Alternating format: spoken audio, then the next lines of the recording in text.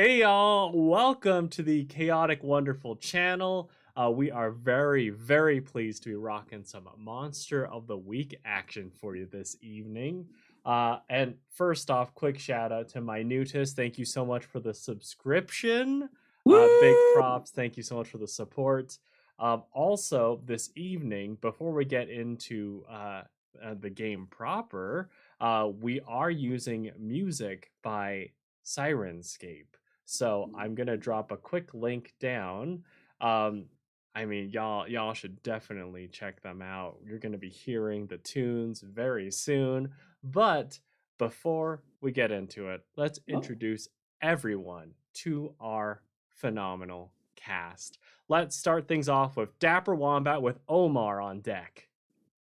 Well, once again, hello everybody. I am the most fabulous Dapper Wombat, he, him. I am both the showrunner and the dungeon master of the Tales of Adventure Agents of Boo podcast.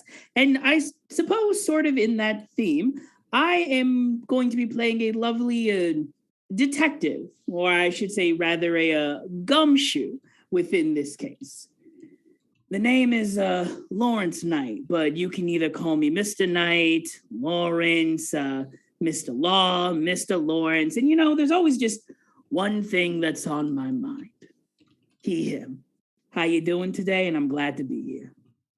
Wonderful. Thank you so much, Dapper Wombat. Let's go over to Omar with Shanae on deck. Hello, everyone. My name is Omar. Some of you might know me as Flizzard.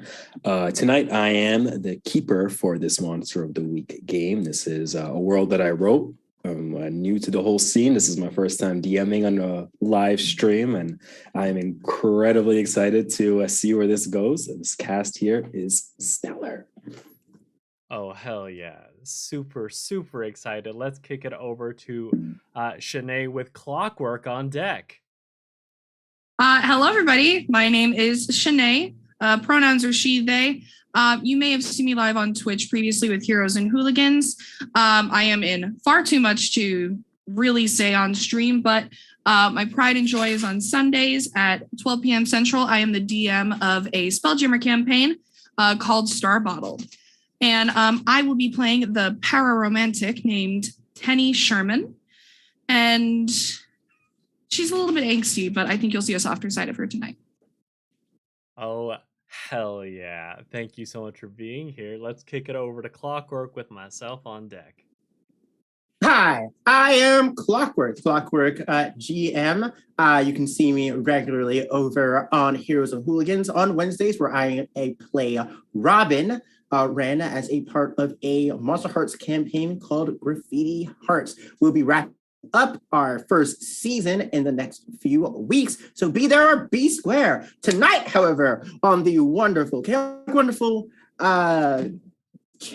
I will be playing the very accident-prone and absolutely not a conspiracy theory. Palestine is a real thing. Tell your friends. Everyone must know. Hi, my name is Morton Peabody, Morton Felonious Body. I run the DoViews channel, Felonious Files. You might have heard of us. We currently just got a wonderful partnership with Moshu the Miraculous. Yeah, dear friend of mine. I'll be here doing everything I can to find the truth hidden beneath the rubble that is magic. Now, Morton, if you have to look for the truth, you don't really have to look that hard.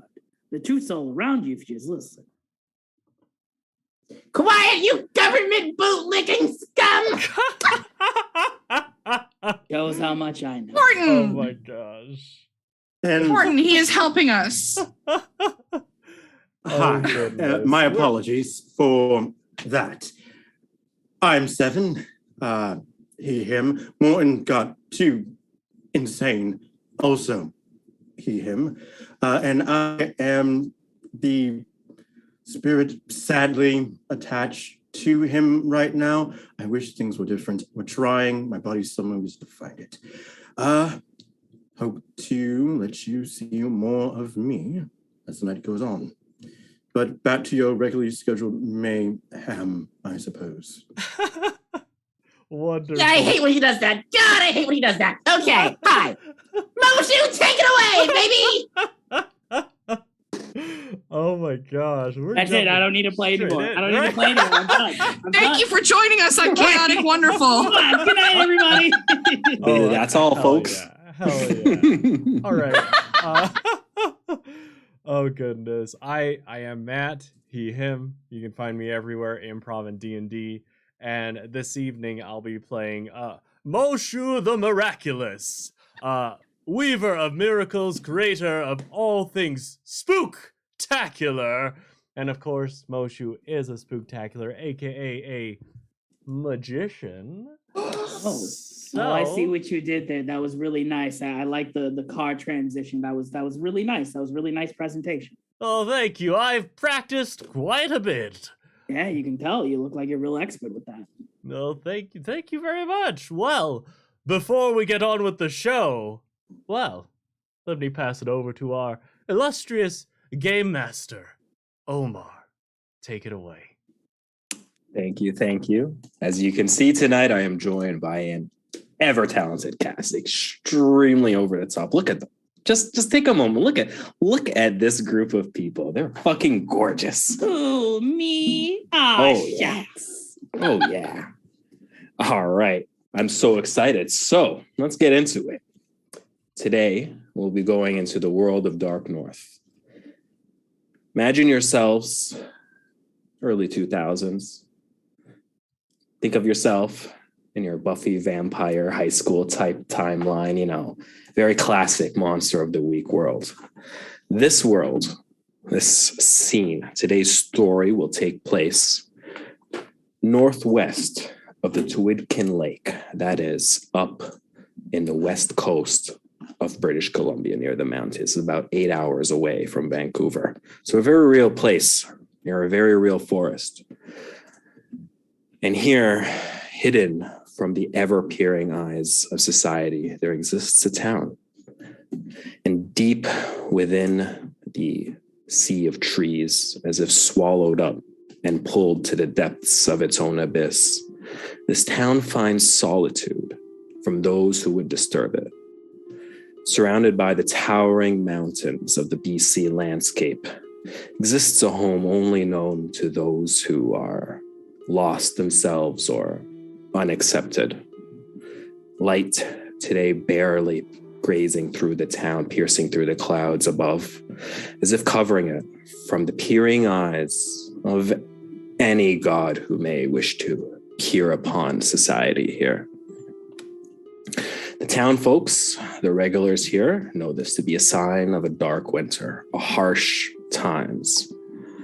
The forests around them, silent, even by their own nature, as if all life had suddenly been whisked away in its own chill air.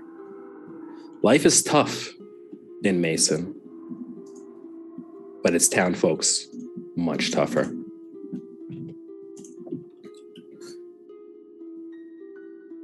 The people of Mason, forged by this hardship and their own stubborn resilience, never cower in the fear of any storm to come. They welcome it. Just one more obstacle for those who would like to wander off the beaten path, finding themselves at the entrance of this town. The people of Mason tend to be quiet, tend to mind their own business, and tend to not originate from this town. Very few people here who were born here.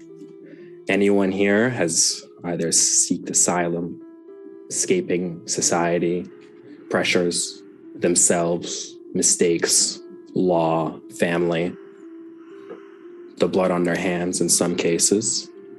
But no one knows why or how, but something inside every single person here has some secret compulsion. And just like our four adventurers here, they find themselves in this town. We start with our party having known each other already. They're inside of their favorite bar, Spirit's End, hanging out with the bartender, Borlo. As the four of you enter on your agreed night, you see Borlo sitting at the bar, You see the rest of the tavern filled with people. And as you open the door, gentle creak, he looks at you in the eyes, a familiar nod, and he looks away, and all the people just disappear into the true empty state of this tavern that you know. 4 stools open themselves up from their ghostly host in this house and gives you all 4 seats to sit down. He looks up at you. I love you guys, but man, it's never good news when you're here. I take it. Sorry, I take it you've gotten a chance to investigate what's been happening before. This bartender, bald, clean shaven, he's got the nice coveralls on, standing behind, cleaning a glass like an idle NPC would in any video game when you're not talking to them. The unshinable glass. And for the party, you've just finished gathering evidence. Maybe you've just come back from the cave in which you've encountered the witches at night. Tell you the truth, we gathered something. I don't know how complete it is, but I suppose it's a little bit more than what we learned previously.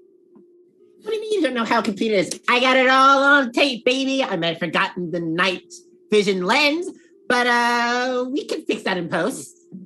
I don't think, Moritan, that's something we can fix in post. That's gonna take so much time, and we don't have that, Morton. How did he get into this business anyway, again, with the rest of you?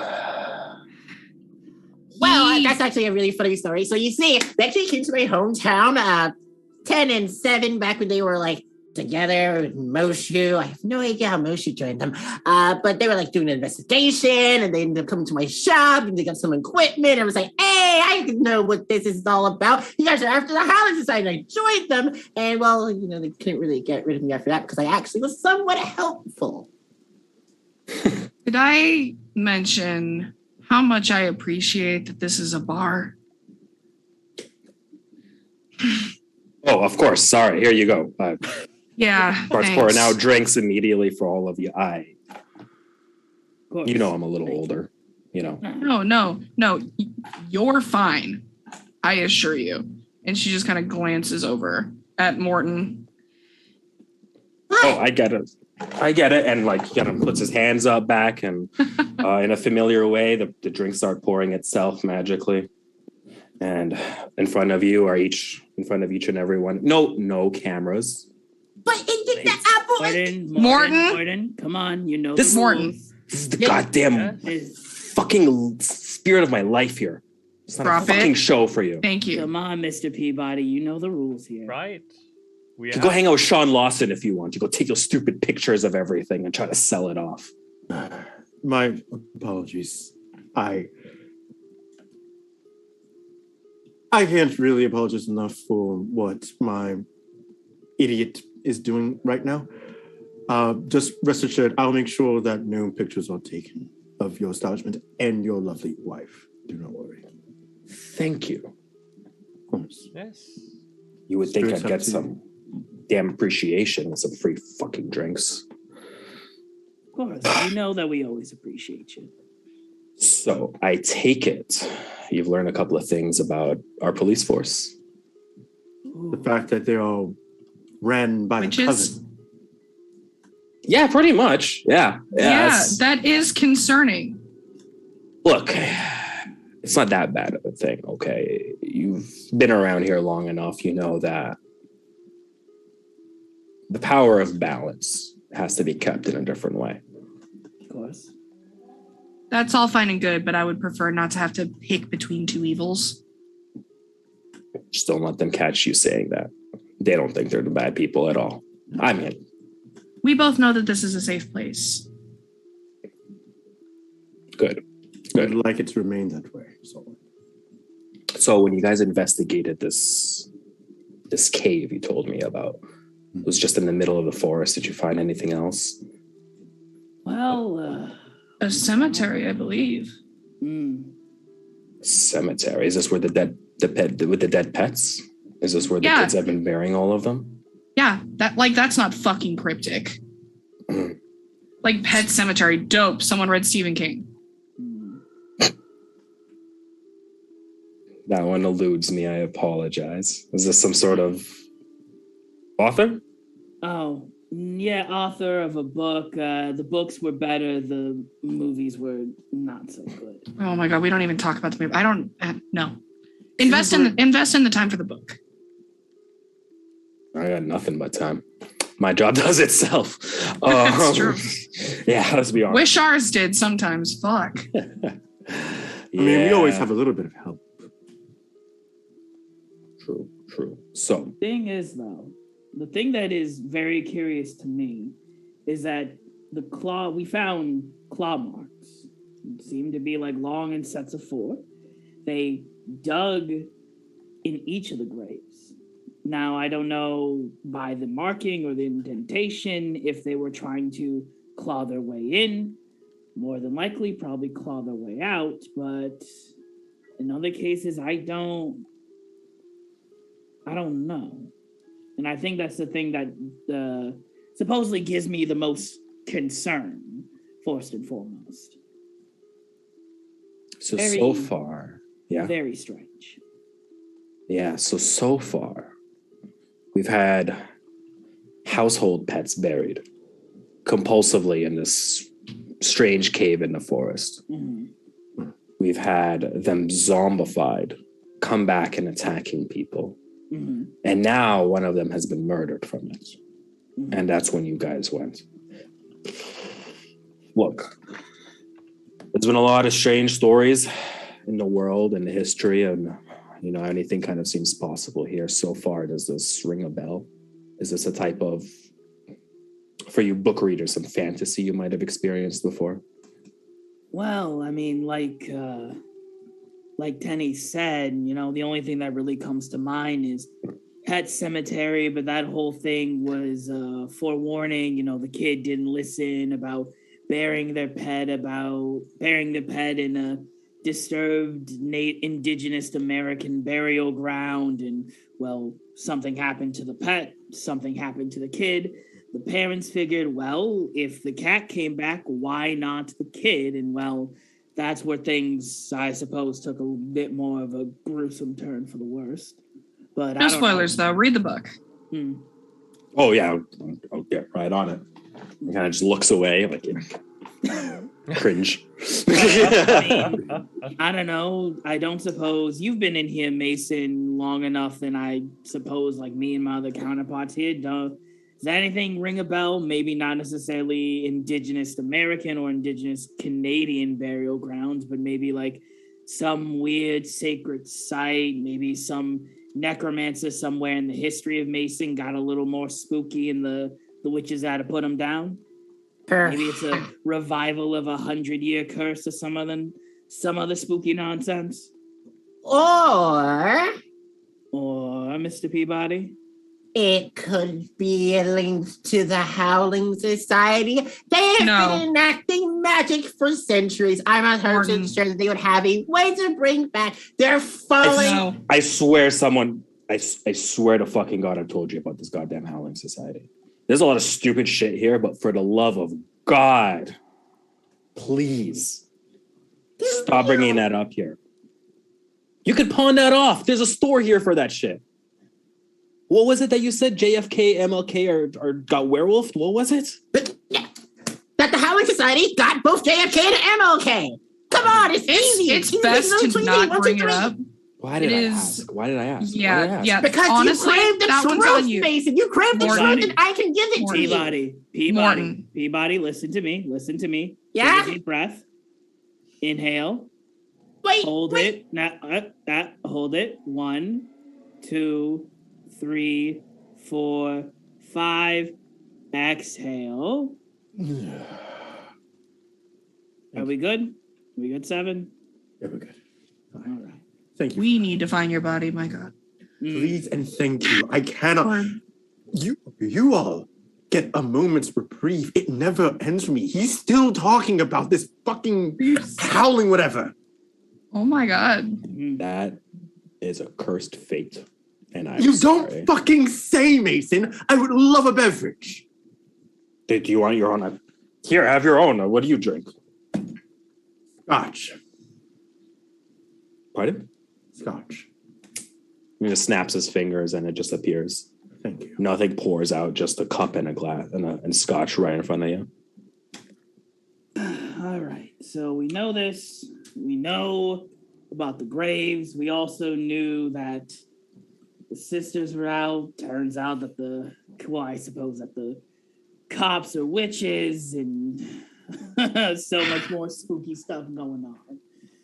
And as you say that, and Borlo is taking a moment to sort of reflect on what it could be in his history, you hear a loud banging on the door, and then someone just opens it up and just rushing in, and you see this girl. She's very young, maybe about 20, 21 years old. Her hair and face are just covered in dirt and sweat, absolutely. Like her clothes all muddied up. You can tell she just escaped from something. She slams on the door. She opens it. She runs in panting. Borlo is immediately scared. No one can enter this bar unless he wills it. It's not anything, can't even be found unless he lets you look for it. It just disappears within the city. And he is scared for his life. And as this girl runs in, she just collapses onto the ground and she looks up. She's like, I saw you all. I saw you all in the forest, and there was someone. Please, they ate him. They ate him. Ate him. Now hold on a second. I look at Borlo. Is this a thing that can just sort of happen? No, Borlo is like physically stressed right now. His eyes are widening out. He's just like, I have no idea how the fuck she got in here. Right. Okay. All right. All right. All right. First things first. Hmm. Who are you? How about we start there first with the introductions? Yeah. Take a deep breath.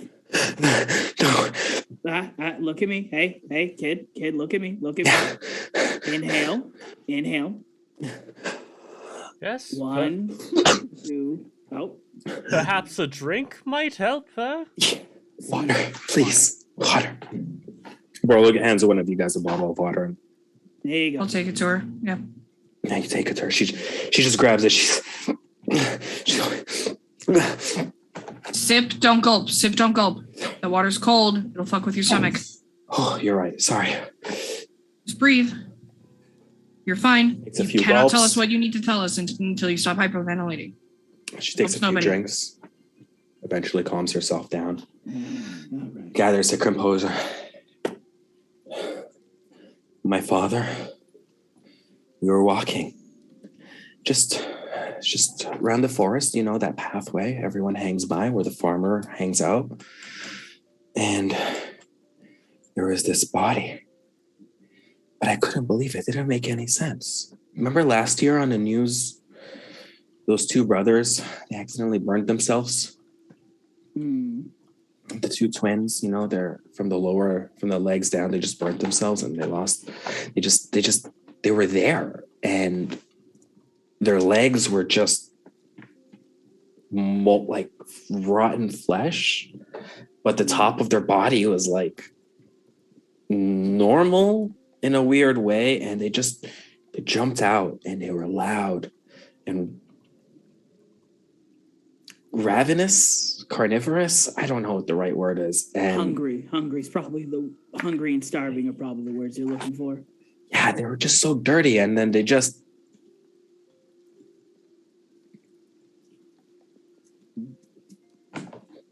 ate him. They just ran out and they just tore him. Your father. Not even like biting him. They came out and they just ripped off chunks of my dad. They just ripped off parts of him. Okay. All right. And they just- all right. Okay. And I'm gonna approach the girl, just kind of like pat her on the shoulder, say, okay. We know this is stressful, it's just there's just one more thing I want to ask you. and I'm gonna use my gumshoe move. It's Ooh. just one more thing. I guess I'm gonna read it out for the audience, and please, Flizzard, please remind me. But the gumshoe is one of the newer additions to the Monster of the Week playbooks, Yep. correct? Okay. Yes. That's from the Tome of Mysteries thing, expansion pack. And what was it called? And one more thing? Just one more thing. Just one more thing. Okay. So just one more thing. When you ask a suspect leading questions, roll plus charm on a 10 plus, hold 2, on a 7 to 9, hold 1, on a miss, hold 1, but something bad is going to happen too. You spend your hold 1 for 1 to ask questions from this list. And I can either ask one question from the investigate a mystery list. Was that a lie? What is something you left out and you didn't want me to notice? Are you complicit with any ongoing criminal activity? Or did you commit this specific crime? Awesome. Awesome. So let's go ahead and roll your plus charm. You can roll it on the character sheet. Right under the charm, there's a D6 that you can see. All right. Sounds perfect. I got my character sheet open. Oh, cool. Okay. So let's give it a shot and see. Do first roll. First roll. Yeah. All First right. roll at night. Yes. And I don't get a forward, right? So that forward value is 0. That's correct. Yes. Okay, cool. Just wanted to check. So here we go. Okay. So we got an 8. That's a mixed success. Okay. So I'll take in it. this I'll case, take you get to hold 1. So you get to ask one of those questions. Okay, let's see. I'm just already gonna rule out complicit. Are you complicit in the murder of your father? Why? Because it's like, well, Do you the have weird to get a thing- bite in or what? Well, I mean, like the thing is, like, I wasn't hungry. How could you say that? did you was my own- murder your very own father? There's just No, one it's just more a thing. finger. I swear. It was just there. It was just a pinky. I went for the smallest one. I just wanted to eat his weenus, honestly, sir. I just had munchies. Because Okay. everyone else was eating. I just wanted to. You had FOMO. So, bringing it back, I think I'm going to ask a question from the investigate a mystery investigate a mystery sheet, and I'm going to ask because I think I'm going to ask where did it go, and specifically like where, at the very least, where this little girl saw this thing unfortunately drag away her father. And I'm gonna ask it, be like, from the woods, like the distance from here and the woods to the Spirit's End, that's a pretty long way, and I can see you're kind of scuffed up here. I'm assuming that these creatures that you saw are these children, for lack of assumption rather of evidence, that these children went in another way. Did you have any chance or any idea of where they might have gone?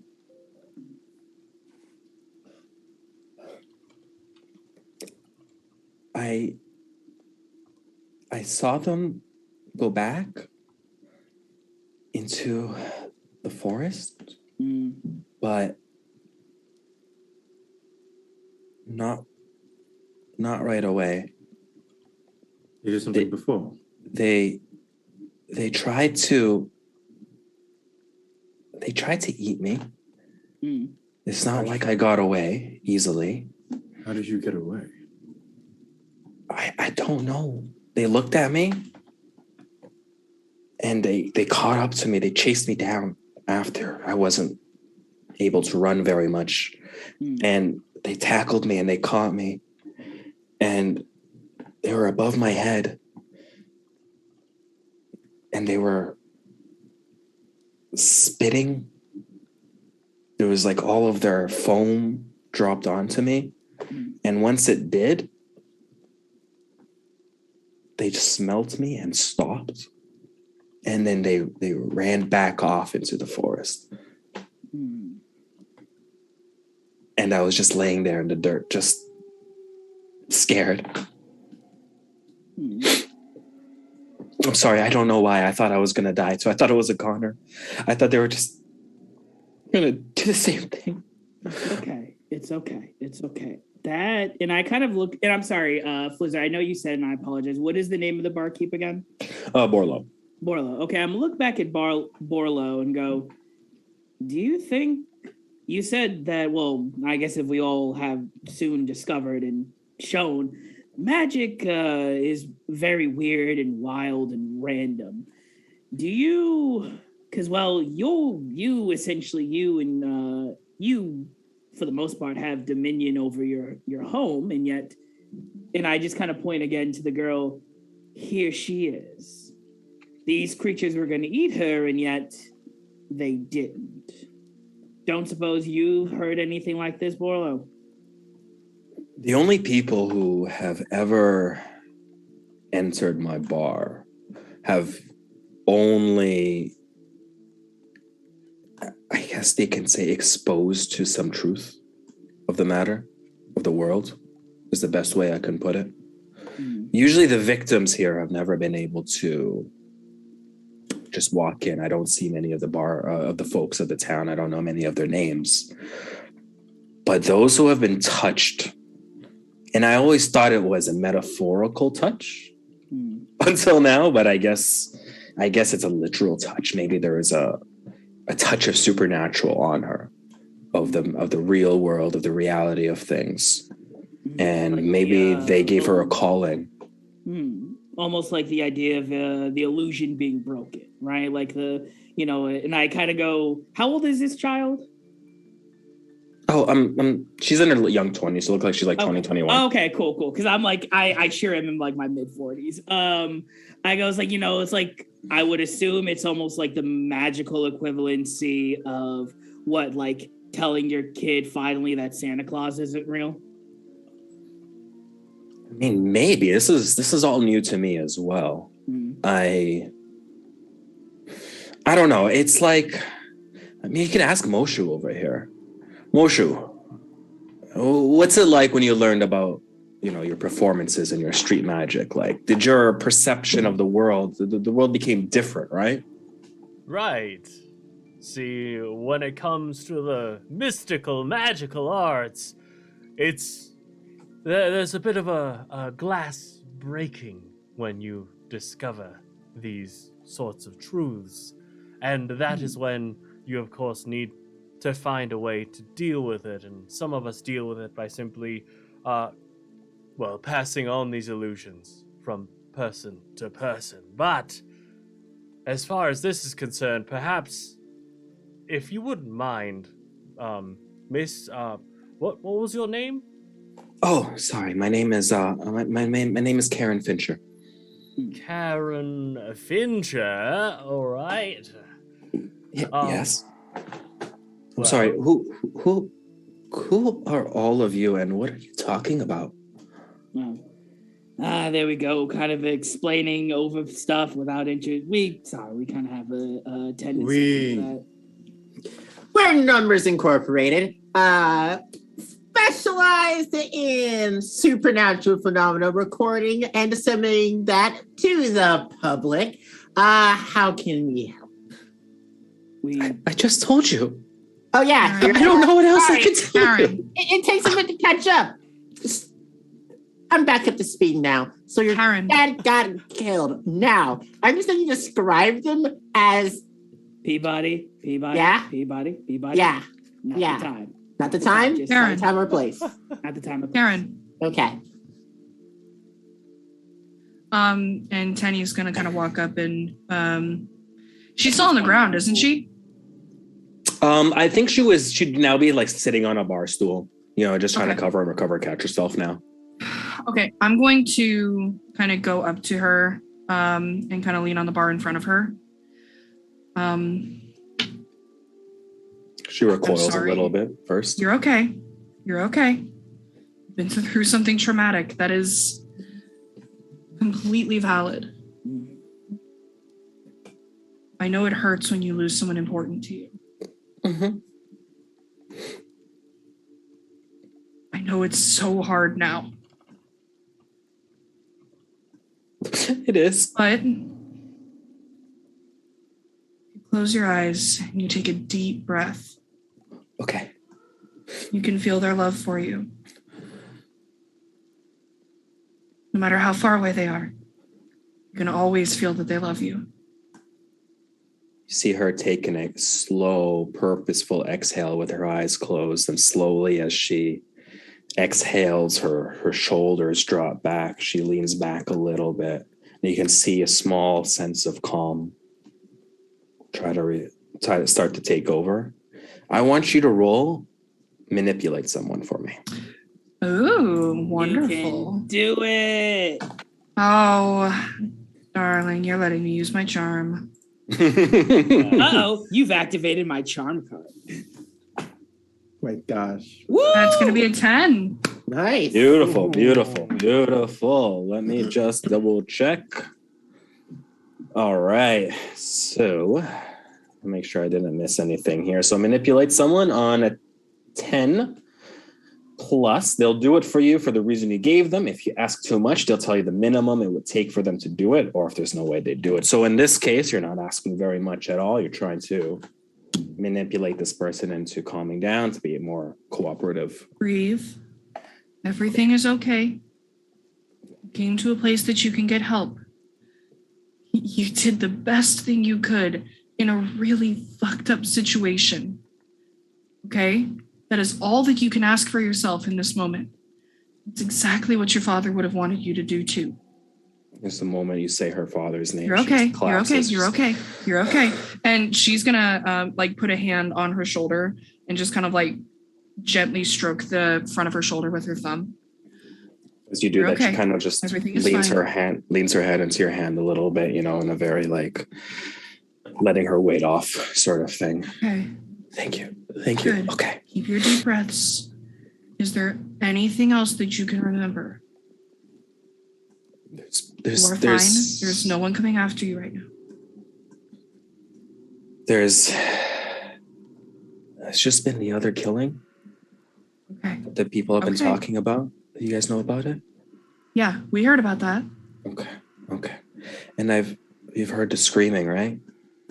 People have told you about the screaming at night? Yeah.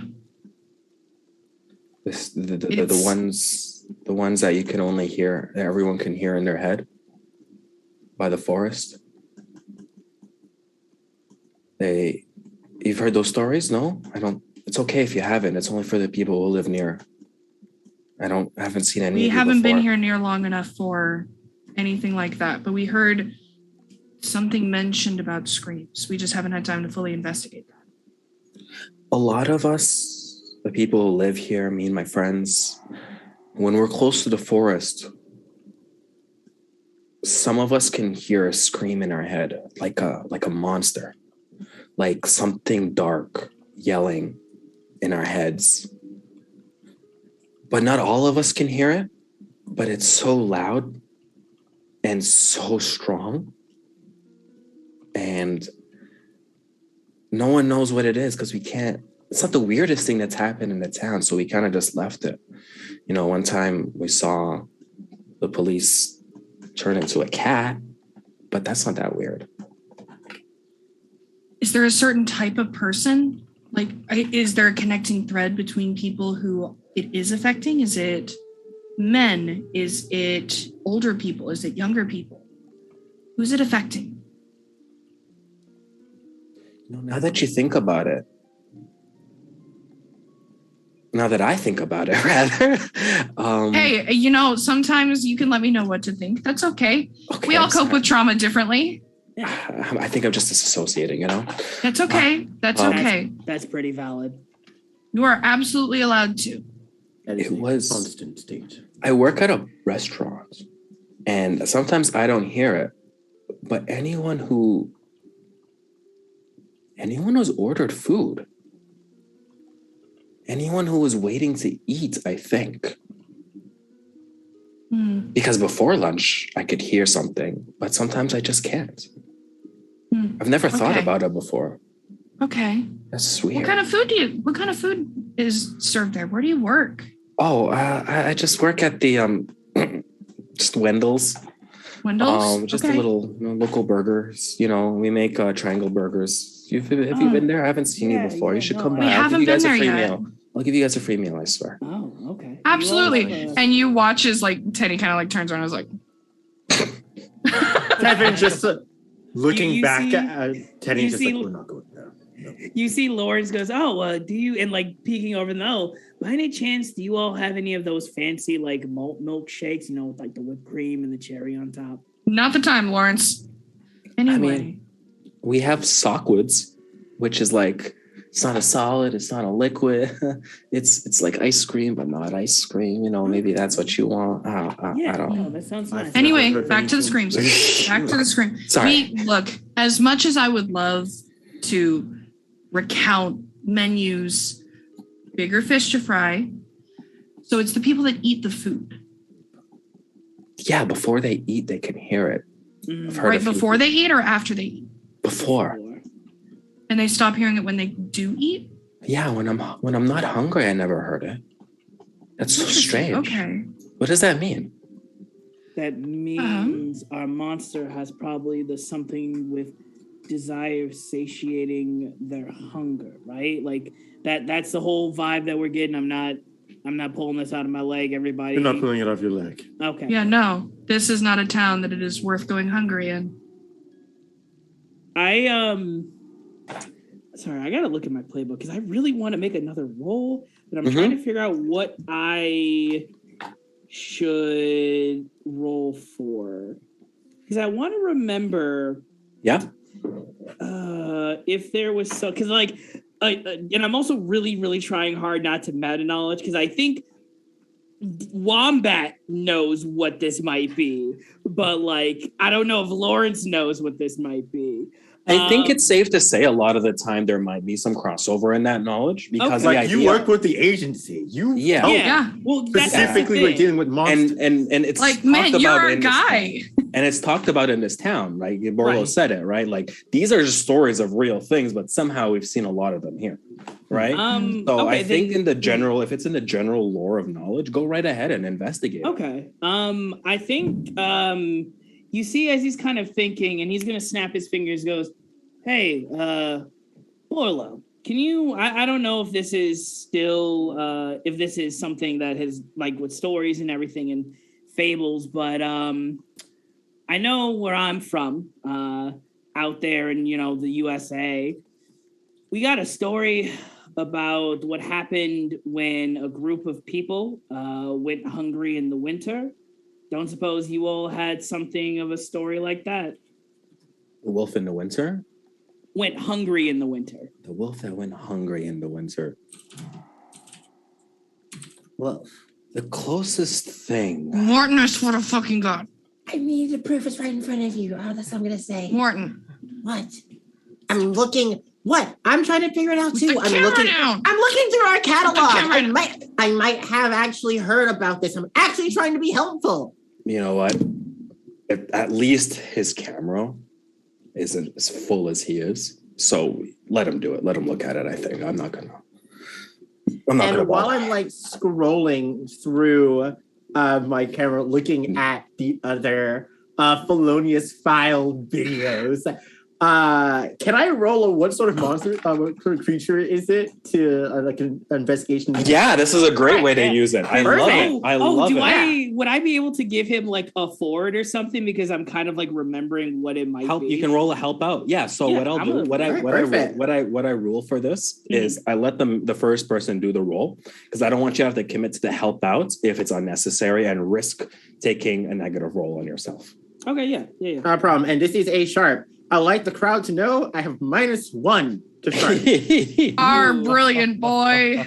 Let's see what happens. Rolling. Submit. Oh, somebody wants. The world is gonna roll me. I ain't the sharpest tool in the shed. My camera's suddenly smoking. Oh God, why is it smoking? I think this thing is ends up dead. Well, hey now, I need new film. I'll be right back. Shit, fuck.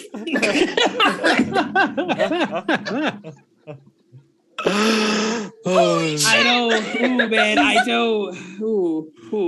I don't think I can do anything to help out with that. Work experience. Ooh. Thanks, game. Yeah, no. The second to come into Christ cannot give you another miracle. I'm sorry. So child. you rolled investigate a mystery, right? Yeah. Okay. So luckily, investigate a mystery doesn't actually have any super bad connotation to it. So like in terms of a failure, it's just you get no knowledge. And I don't try to like ruin people by giving them false information. It was something like a wolf, or it was like somebody was so hungry that they like turned into a wolf or like turned into a monster and like ate.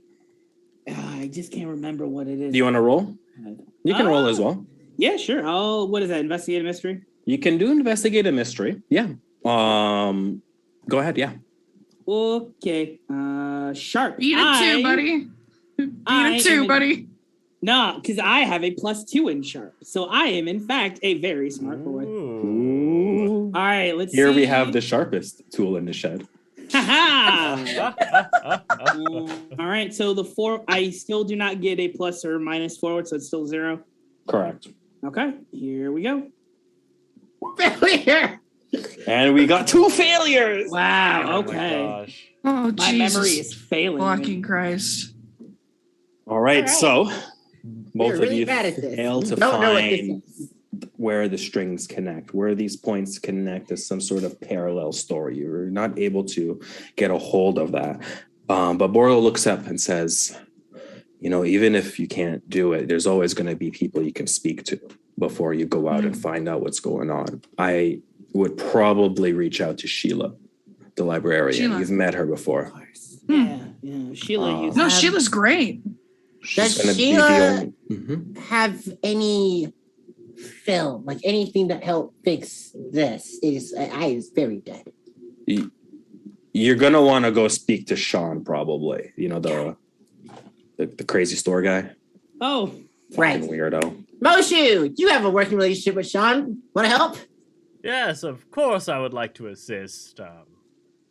Is Karen okay right now? are you gonna be okay? Are you gonna be okay, kid? Well, they're kind of down like that, Moshu. I don't think you're going to just suddenly be okay after that. Maybe I could fix it with a card trick. You know what? I can't film that. Like that's Right? later. Yes. Right when I it'll be I good think I content. would. I think I kind of would like a magic trick. I can't get my head out of all you guys are talking about, and Oh, that's this is all weird. You're okay. Great. Believe me, you'd be shocked at how standard this actually is, but I understand that this is weird for you. We're professionals. We swear and we promise. Professional what again? Professionals. Oh, We are professional Professionals. paranormal investigators. Or pips for short. you mean I didn't PPI? agree. Oh my god. PPIs? Yes. Yeah, PPIs. Are we Agreed. indulging the acronym right now? Is that Well, PPIs, AHS. Come on.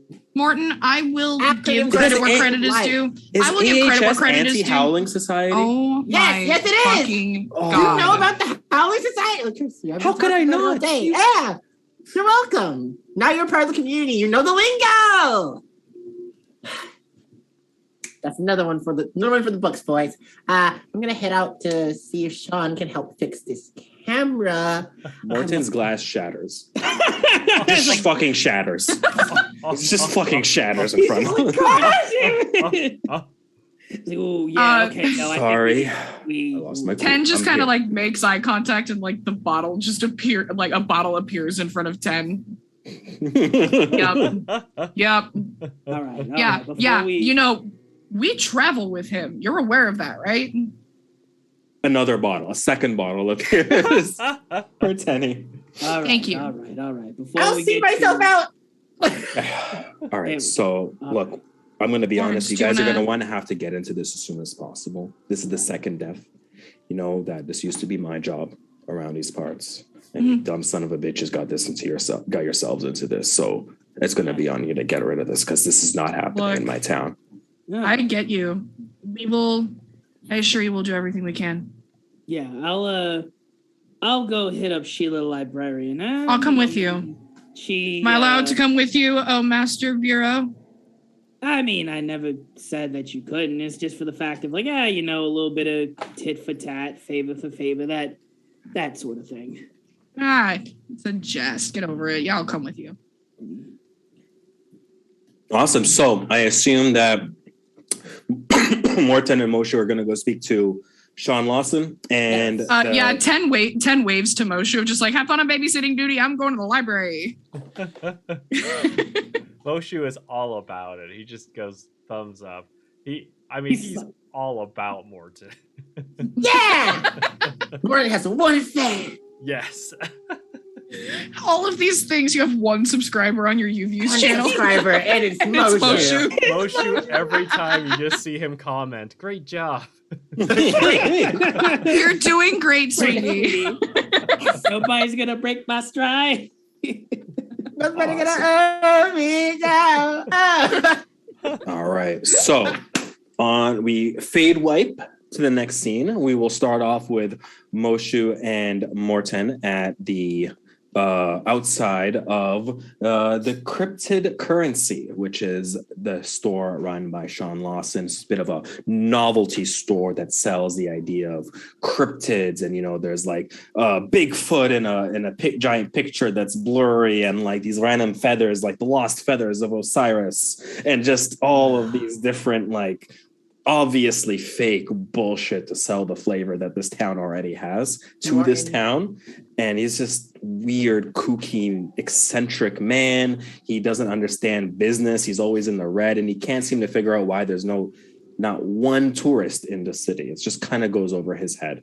And the reason why he's in this town for the whole audience and for yourselves as players is he's running away from the fact that he is like $3 million in debt, scamming people on all these documentaries and shit. So does that mean he's basically just a more magical, more weird Grunkle Stan? Yeah. Gravity Falls? Yeah. I am so glad I am not going to go see Sean. Wow, I'm so here for I'm so happy to be dragging 7 Holy to see shit. Sean. Oh, it's amazing. It's incredible. It's incredible. 10 is so glad she's not there. Yeah, so Shanae loves it. 10's dissociating.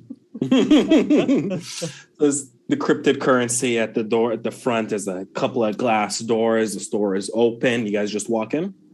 Yeah. Oh, yeah. We'll make Awesome. a big show of it. Just call out, Sean! Oh, Sean! We have arrived!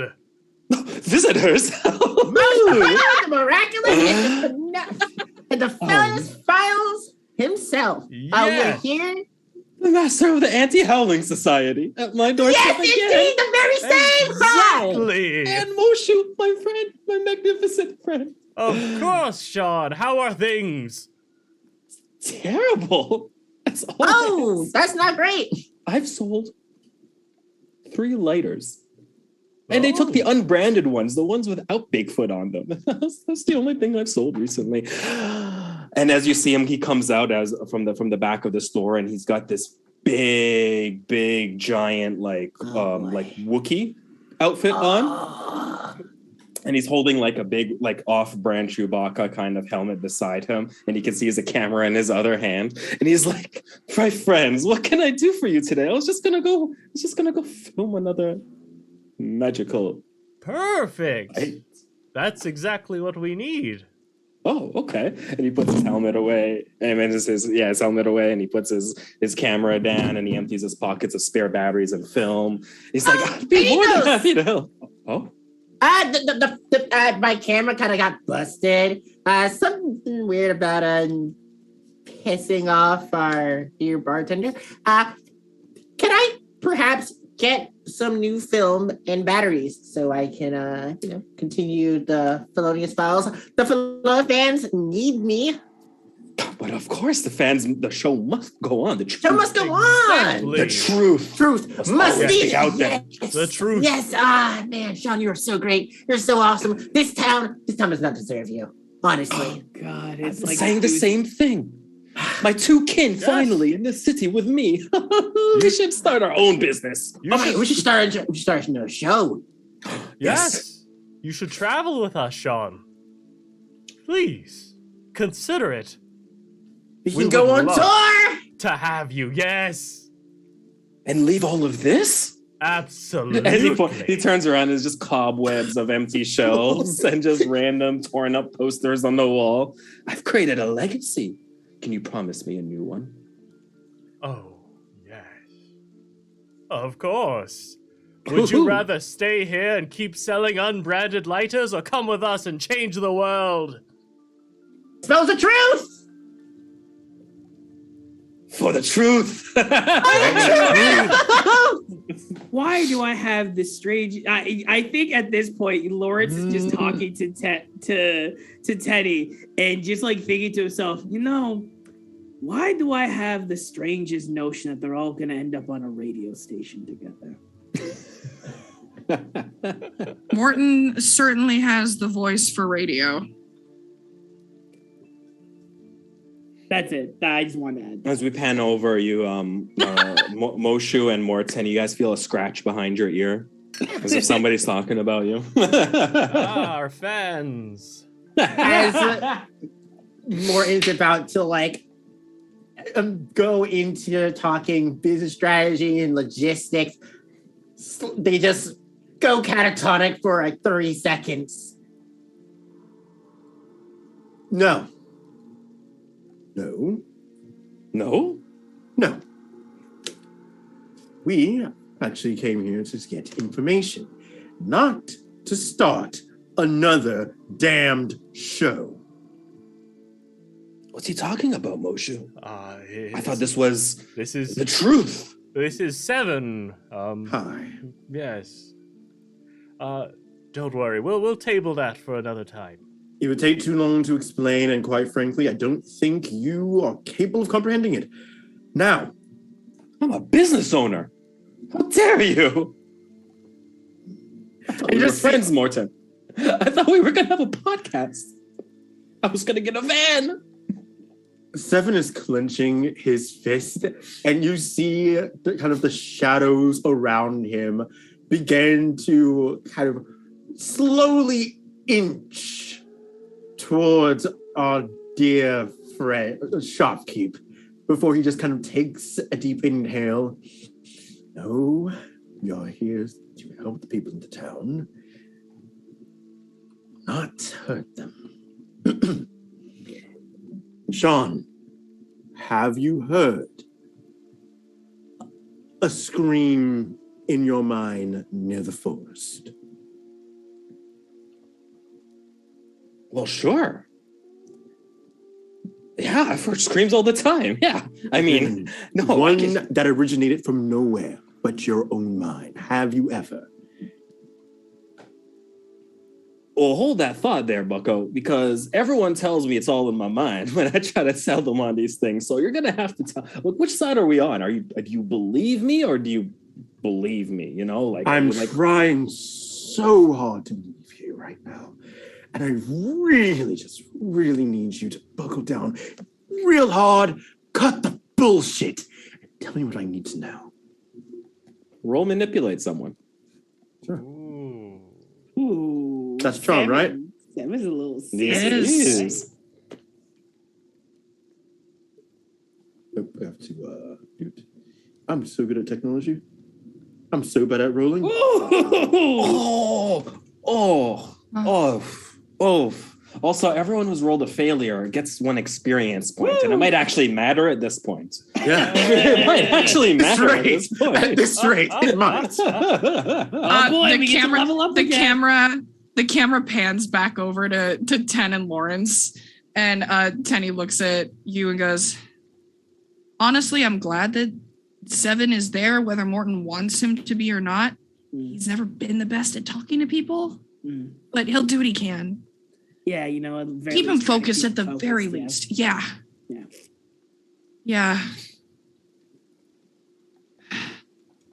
And we pan back one. Oh, are you done? Yeah, okay, cool. Yeah. We pan back once more after that just depressed, stressed, memory trauma face on Tenny, just remembering like 10,000 incidents at once. It just pans back over.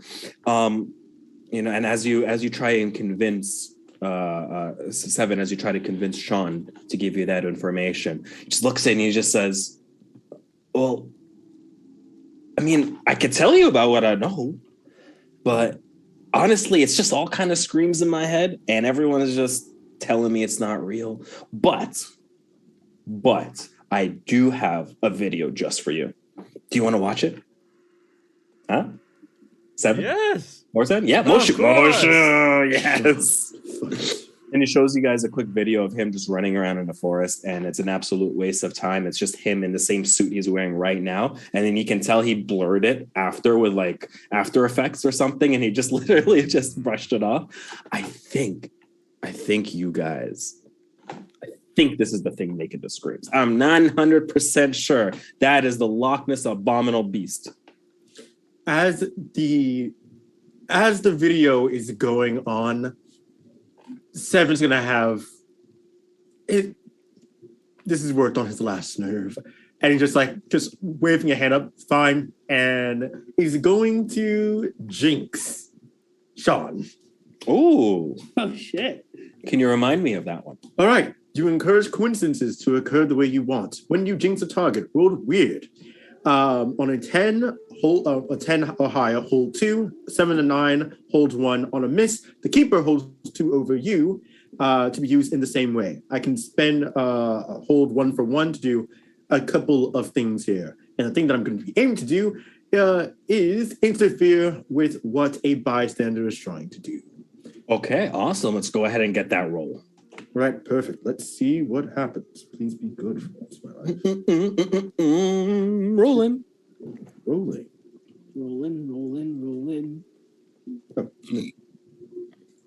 We are just cursed. That was a 4. More We've experience, had though. 4 failures in a row. In a row. Wow. This is Including unprecedented. +2s. Dang. Oh my God. And this is a good one too. On a You can miss, see- the keeper holds 2 over you to be So used what in two the things same happen? way. To us. You'll find out. Yeah, Ooh. he's like, I'm the keeper. I ain't gotta tell you I gotta shit. tell you shit. Okay. All right. Fine. You will find out at the same time as everyone else. Ah, Fair enough. What does the jinx look like? What is it? What's the action like when you do this? Is it shadows creeping on the ground? Is it a So- stern stare? Ever since Seven was, for as long as Seven could remember, he always was accompanied by the unseen. Some people call them spirits, others the fates, ghosts, the fair folk. Seven has come to lovingly call them cousins. They are invisible to the mundane, and to natural world they appear like creeping shadows, strange winds that would push or pull things to and fro, invisible forces that only those with the sight can truly tell what's going on. Very cool. So as you try and manipulate these forces, these natural entities in the world that exist beyond the sight of everyone else, you see them in their natural state as winds passing through people, as shadows creeping in just outside of your peripheral. And this time they don't answer you. They don't move the way you expect them. Nothing happens in the way that you want. You see one of them with your own eyes pass through Sean and not even anticipate that he's there and understand that he's there. And as this is happening, he's just yelling at his TV and trying to point it at it. Just, oh, you see that? And he's trying to sell you guys on it. Yeah. So, sorry. So like I'm telling you guys, this right here, this is your screamer right here. I call this the Loch Ness Abomination. I mean, it's called the Loch Ness Abomination. It's totally real. Yeah, very riveting. Absolutely genuine. Wow, so credible. Moshu, can we go now? Yes. Yes. Well, we've got our film. We've got the batteries. Sean. Look, we'll talk another time. Perhaps we could put that on Morton's channel. Oh, that'd be amazing. And he kind of pulls Moshe over to the side. We're still on, right, for the show? Yes, of course. Over 2 weeks, we're going to be at the plate. Right. I'll be your assistant, right? When Morton's... Oh, absolutely. Yes. They usually don't volunteer to be the assistant, but all right, perfect. But when Morton's back, we'll talk about it. Okay. Sounds good. No. Oh, I always Yes. wanted to run a show in the theater, a little theater show. So yeah, he gives you guys the batteries. He gives you guys film. You can fix the camera. Is there anything else, any other lines of questioning you wanted to pursue here, or shall we jump over? You jump on over. I'm good All here. right. Sounds good. So we'll jump on over. We're going to talk to Sheila at the library with Tenny and Lawrence. And then after that, we're going to do a little 10-minute break. It'll be about that time. And then when we come back, we're going to do the actual, lack of a better term, the heist. But I refer to everything as a heist and monster of the week. That's just how my mentality goes. That's real. That's real. I'm here for it. All right, so the camera pans over. We are now at the library. One of the two stone buildings inside of this whole town. Everything else is old school, almost Eastern Coast style architecture, where it's a lot older when settlers first came and invaded these lands, acting like it's their own. They built these older houses on the east, these log houses, and usually in the west you'll have newer houses. But this town, for some reason, is built like it's East Coast. It's built with old logs. It's built with a lot of wood. But this library, having been burnt down a couple of times before, has been rebuilt, and that and the school are the only two buildings that are built of stone currently. So it's it's somehow older, and it has vines growing along the sides, and it has this aged look upon it, despite having a sign in front of it that says 1998 for when this building was erected. You've been here a couple of times. It's a general public library, but it's got it's got more books than there are people in this town, probably 10 to 1. And for some reason, Sheila is very meticulous, very particular. She's a very bookworm. She's very studied, very gentle spirit. She doesn't believe in much of what's going on. And she's probably the only person in this town that you believe that is genuinely not cursed or a curse in some way. And it's not something that's palpable, that you can taste yet. It's not a concept that you can put into words yet, but it's something that you just kind of feel as like in the back of your mind lying around. Okay. All right. Well, I suppose that was I don't know. Did that walk feel a little bit longer to you than normal? Or? Look, I would have loved to take my bike, but you have so much against it because it crinkles your suit. Yeah, I got to make sure that I don't get my suit. Also, you got to get in your steps. At the very least, you see he checks at his step counter. See, I got about 8,000 steps. God, you are so old. All right, so we're here at the library. Talk to Sheila, maybe see if we can find some more leads with that. Yeah. We'll see what she knows. If she knows anything, God knows she likes to, dismiss it at every opportunity, but Yeah. We'll see what she has. Yeah, wouldn't hurt to try at this point, right? Take it, I you have guys, anything else to lose? Yeah, we're like walking up the steps as we're Yeah. talking. Oh, okay, perfect. Yeah, so We're walking and talking. We are two people of efficiency. Yeah. We sent the goofballs to Sean. Yep. The adults can come talk now. We sent Yeah. the kids to their fun uncle's house. We're actually getting the business done.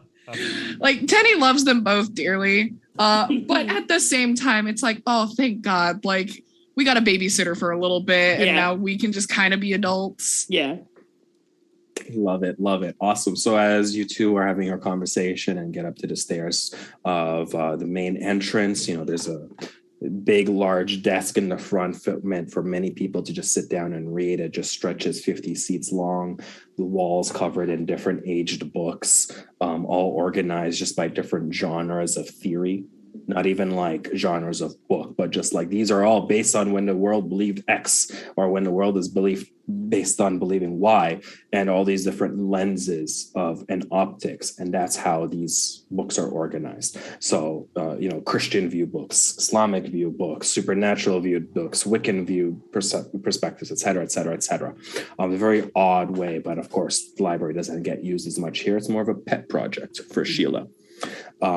She doesn't hear you guys come in. She's just somewhere off. You can't see her. You guys make a noise. You guys say something. You announce yourselves. I think I'm gonna politely, if you kind of go up to the service desk and there's a bell, I'm just gonna politely tap the bell once and just wait. Yeah, you know what? Yeah, so there's a little service bell there. The bell ring. You bring the bell. Nothing happens for about a minute. As they're waiting, Tenny is just kind of gonna go over to the nearest bookshelf and just gonna run her hands along the spines, and just kind of look.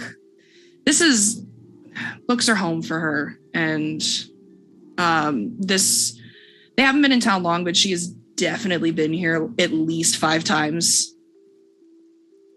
Awesome. Yeah. So are you trying to she, look for something right now? At the present moment, no. But just kind of looking and seeing if anything catches my eye.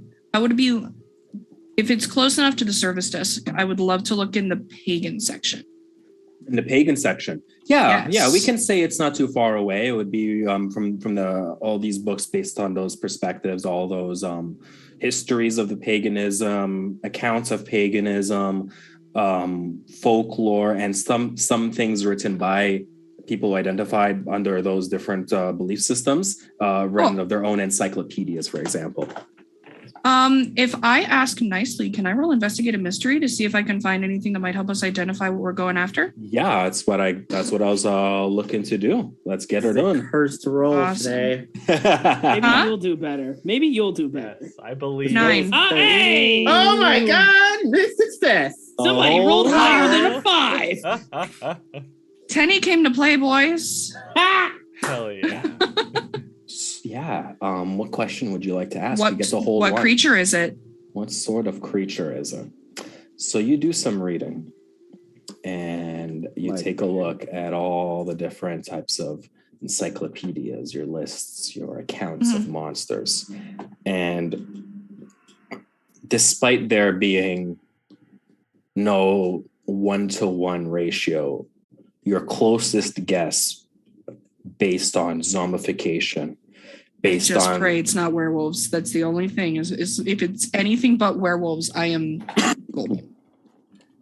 the closest lore that you can find is bastardization of different Native American lore, but built into the paganist view because they believe in other curses.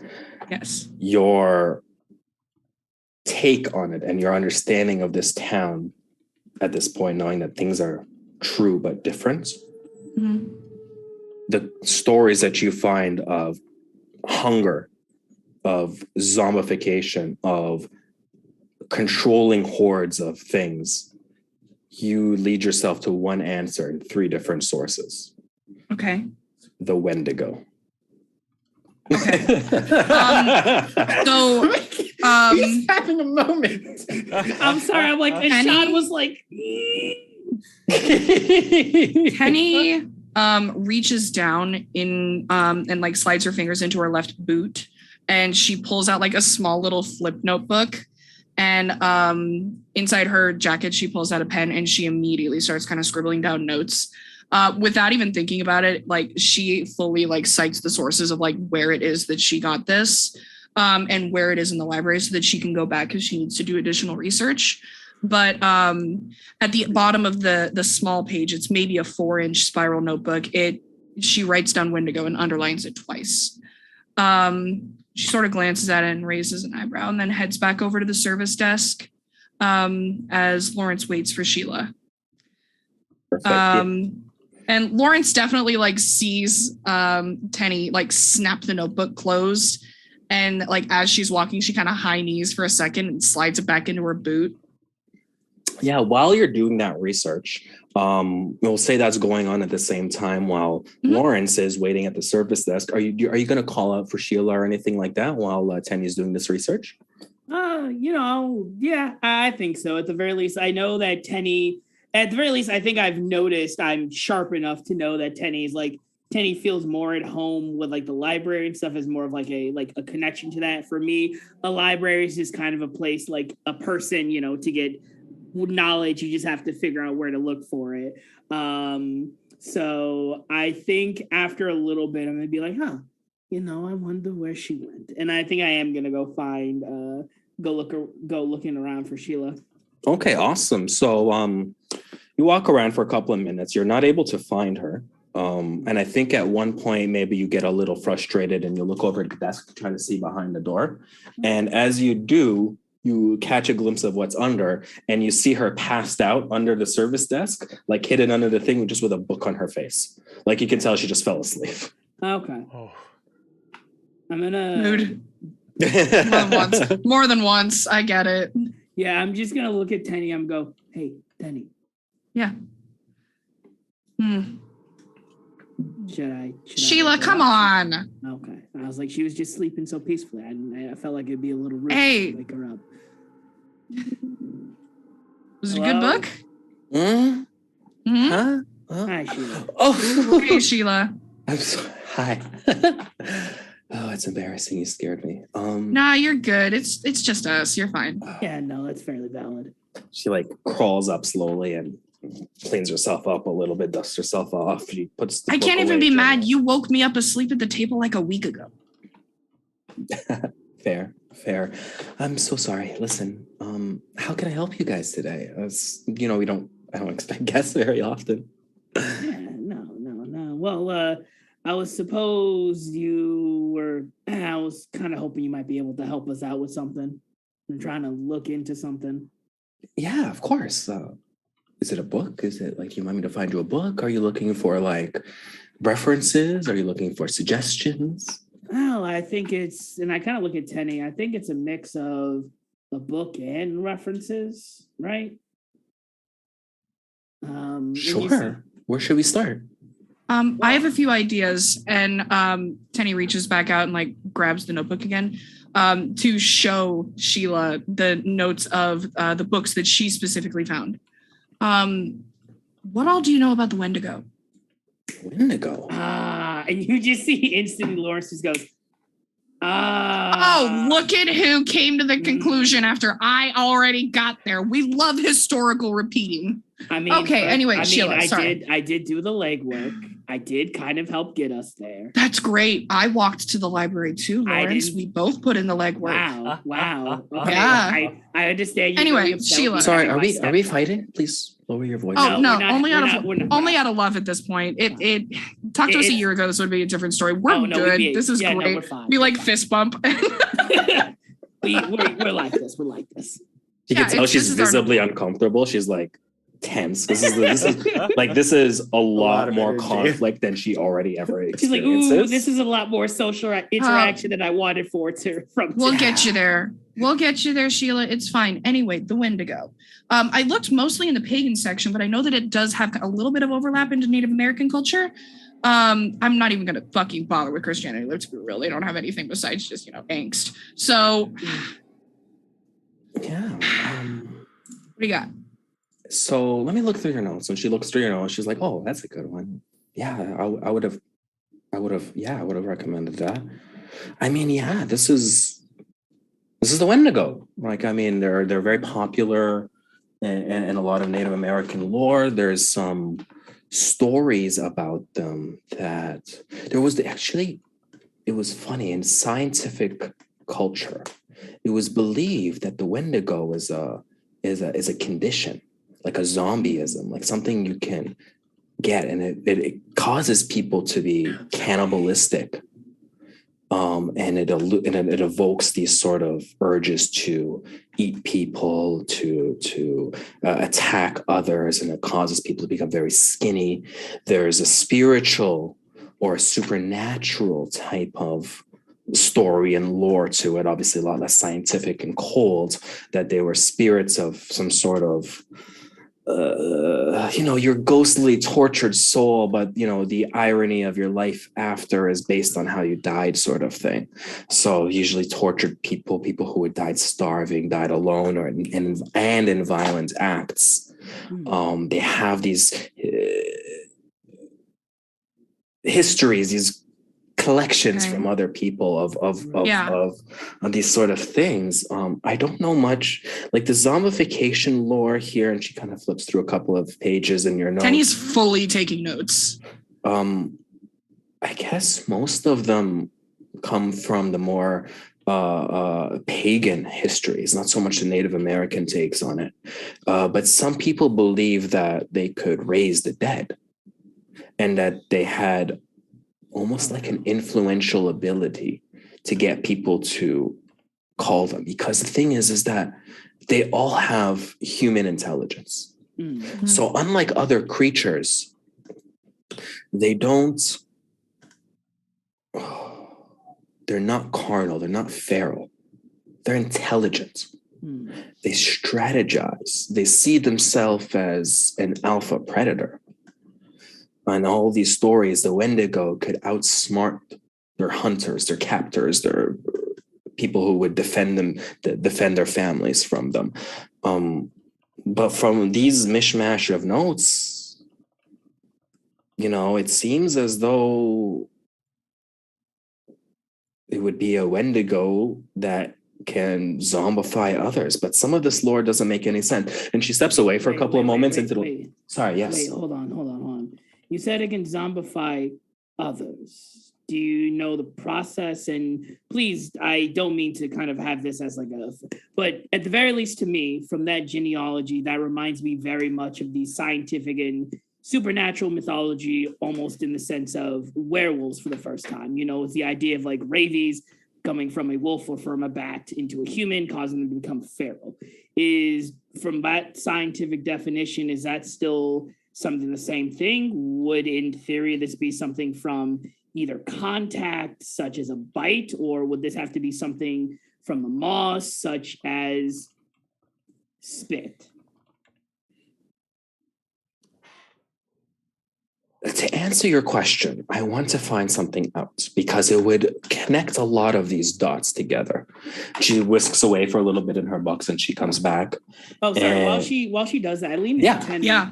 I lean to Tenny and I go, sorry, I'm Flizzard. What is the name of the 20-year-old woman? Karen. Oh, Karen. Yeah. Karen. Didn't Karen say that she got a little bit of spin on her? Fuck. Mm. Fuck. Can you stay here? I want to go back to the bar and check on them. You got it. I'll take care of Sheila. Question for you, Flizzard. Yo. I also have Jinx. Yeah. May I attempt to roll it just on the Wendigo? Knowing that we are likely facing a Wendigo, may I roll to potentially outsmart these intelligent creatures and make it a little bit easier for us to track them down? And kind of turn the tides in our favor. By coincidence, of course. Under a condition or two. You have a Okay. question? You have a question, Morton? 7, actually. 7. An additional one. I have hunches when something bad is happening or is just about to happen, somewhere where you aren't. I can roll sharp. And 7's my guide too, so.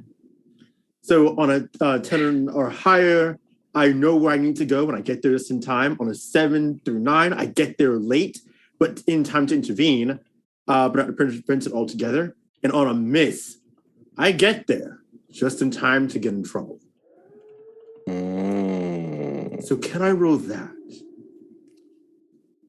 Let me put that on pause for a moment. I love the Alright. house. Let me put that on pause just for a moment to finish this. Pulling aside. Morton! Tell me, if you can, I will give you this roll, Teddy. If you can Mhm. describe to me how this jinx would work and find a way to connect it to the Wendigo. Yes. So I specifically have Jinx through the pararomantic ability of do as the supernatural do, where I get to take specifically a move from my guide's playbook. Sure. And 7 is a spooky. So that is why she has Jinx. There are a couple of 7's cousins that sort of stuck around Tenny even after 7 was severed from his physical body. And so to utilize the Jinx, we have enough information to know that these are likely Wendigo. They're in the forest. We have an idea of where an attack just happened due to Karen telling us where it happened out on the farm. So I would like to send one of the cousins out to sort of investigate because they are unseen by the mundane.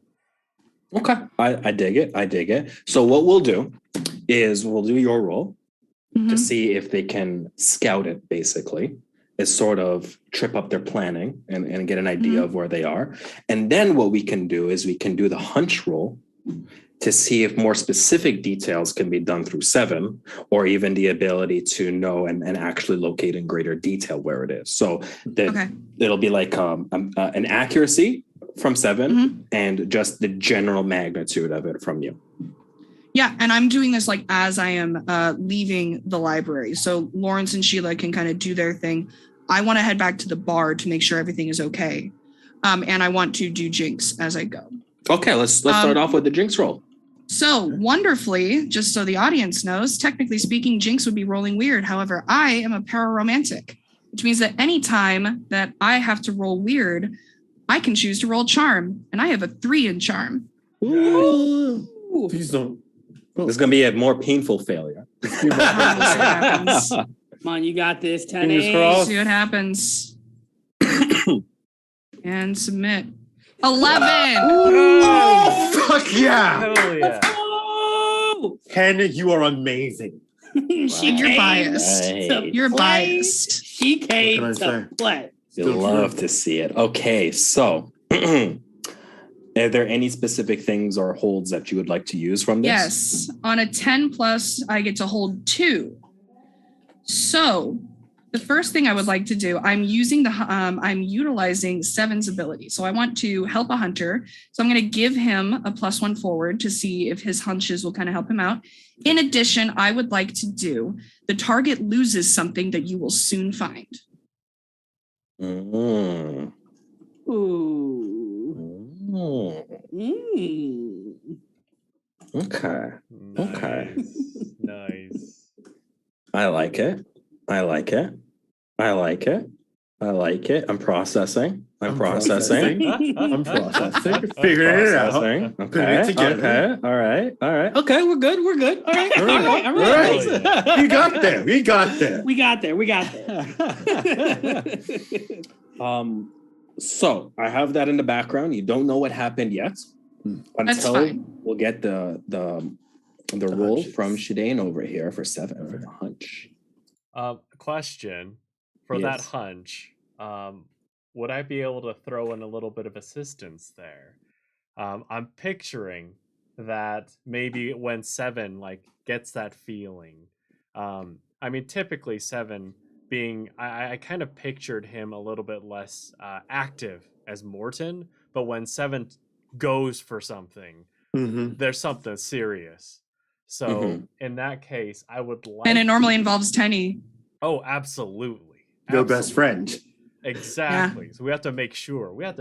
So I would like to use my move called Pay It Backward, in which case I can give him advantage on the roll. So he'll get to roll 3 dice and select the best 2. But when I Oh do my this, gosh. I give you, Flizzard, a hold that you can use to give any hunter, usually me, disadvantage at some point. Ooh. Okay. All right. So this is a lot of good stuff coming my way. Okay. Do you have to roll for yours? It looks like it, right? To pay it backward. Give yourself. Oh no, you don't have to. You just do it. It's a thing Okay, that sick. happens. You just do it. Right. This is so So- weird for Monster of the Week because like Do the it. advantage isn't normally there. I think with like- this being the case, I'm just gonna have to roll 3d6. Yep. Yep. Okay. And then I'm going to add my So, okay, so that is a +1. So okay, so that is a 5, even with the +1. Good thing. Oh boy, this is bad. No. Wow. That was 2 1s I rolled. That was really bad. Wow. Oh, that Dice sucked. are cursed. Yeah. my God. Technology doesn't like me. This is a running through line. Man, those gremlins. All right. Those tech So, gremlins. So this was hunch, right? Hunches. This is hunches. Yeah. So I get there in time to be in trouble. Okay.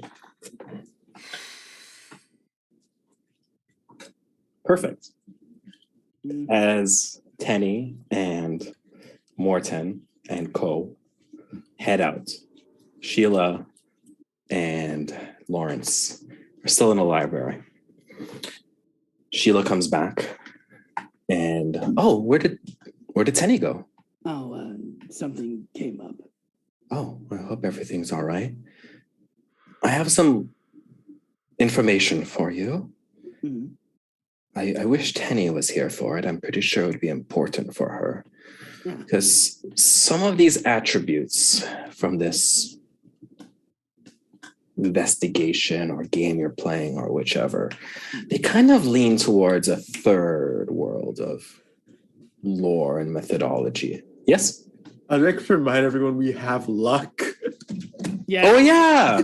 Have luck. You guys have luck. Do you want to use luck? You might as well, man. You want to use luck? Yeah. Might as Go ahead. well. Go ahead. Go Yeah. ahead. Like, for the love of fuck, do something. Right. All you've done is No. blow a camera I'll out. live with the roles that I've done so far. But Okay. just moving forward, we have luck, guys. Okay. Yeah. All right. You know remember. what? I'll respect. I will- just want to I point will out, respect that. Tenny hasn't needed it. So, That is very true. Boom. I had that really good roll once. One good roll. You guys remember that one time I helped? Guys? Right.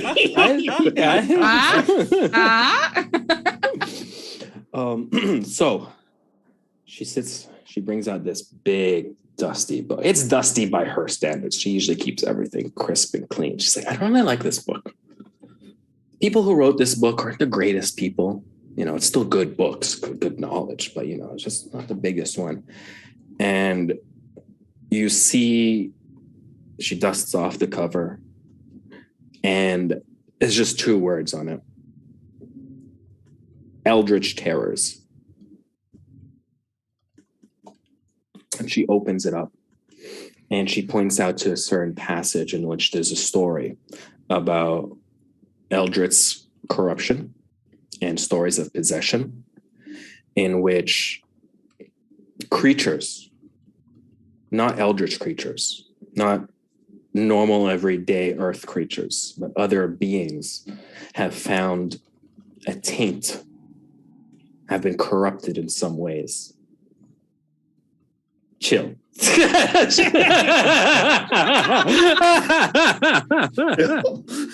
was They found the tape, guys. They found the tape. It was the pregnant pause. The pregnant pause after they used the word Tate. It was. They found tape. They find a taint. They found a taint. It is the taint of corruption. Lawrence, that's all there is. They just found the taint. All right. Okay. It's scientifically speaking, you could compare it to the same diseases we've talked about. The zombieism, the cannibalism, the inability to communicate coherent thoughts. But the only thing I could really imagine from what you're telling me is that this isn't just a Wendigo that you might be looking for or dealing with. It could be a Wendigo that's sick, a creature that's been hurt by something else. Maybe it's not the end of the food chain, after all. And that's all the real information she's able to give you. Not that there's anything solid, but that there's some sort of potential for a corruption and infection of some kind that twists the Wendigo within outside of its own nature. Okay. Because it's not like they're here normally. Okay. Lawrence is gonna kind of take some notes about that and kind of look at his notes and goes, "All right, well, thank you. This has been very helpful. And now, now I think I know what I gotta go do." And you see Lawrence just kind of takes his notepad, puts it back in his vest, and you see predominantly he looks very like schlocky and kind of very unkept. But you see now that he like cracks his neck, he like starts to button up his shirt and starts to like straighten up his tie and get his vest straightened. He goes, "Well, thanks, Sheila. I'll see you around." And you see that he takes off his worn like trench coat, and now you see that even though of his frame, he still has some like muscle to him, and you can see just below his cuffed up sleeves are just these intricate tattoos that just go up to maybe like half of his forearms where his coat was covering. And goes, now I think it's time for Mr. Knight to go to work, and he's gonna walk out the library. Mr. Knight, welcome to the party. Okay. We I hope were I helped. sailing along Poor Sheila. I hope Moonlight Bay. Penny is hauling ass and under her breath, like kind of cussing out Lawrence because this would be so much faster on her bike. And I think on that note, we could take a break. How are we feeling about that, Matthew? Yeah, sounds great. Woo! Thank you so much, Flizzard, for being such a phenomenal GM. Thank y'all players. Y'all are absolutely This is killing first it. time. This is so much. Yeah, this is your first right. time. Like this Yeah. is doing great, man. You're Stay doing tuned for the awesome, dude. series we're gonna make into this. Oh, We're for getting the series. For Getting the sure. theory. Getting the Chaotic series. Wonderful. Make it happen. Let's Make go. it happen. The fans, they call for me. Absolutely. They call for me. They call You're for really me. gonna let fucking Morton be a one and done? Right. I know, right? No, It would be such no, a shame. right. It'd be so Honestly, Chaz. man, Come on. I We just gotta got see. batteries. Come on, Chad. We gotta see. We gotta Yes. see. We gotta sell Yes. Chaotic Wonderful. We're serious about this. Make it a Absolutely. series. Absolutely. Oh my gosh. Okay, so chat. I thank want to point y'all. out that Chad is in fat chanting. Yes. Oh my God, Yes. Keep it up, Chad. Keep it up. Hell We want to yeah. show them. Show it to the people. Spread it everywhere on your social medias. Oh my gosh. But maybe not the Yeah. Felonious Files. In Not the due Felonious time. Files. In due Not time. yet. In due No. time. Sorry, but Put go it down, Yeah. Morton. Morton. Go ahead, Matt. Morton. Thank y'all so much. We'll be back in about 10 minutes, y'all. So stay tuned. We'll see you soon. Bye. Bye.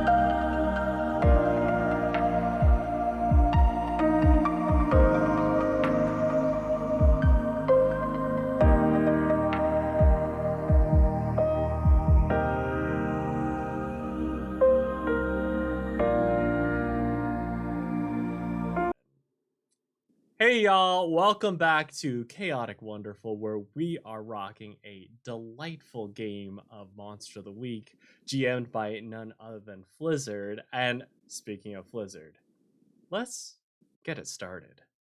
Flizzard, take it away. With pleasure. Welcome back, everyone.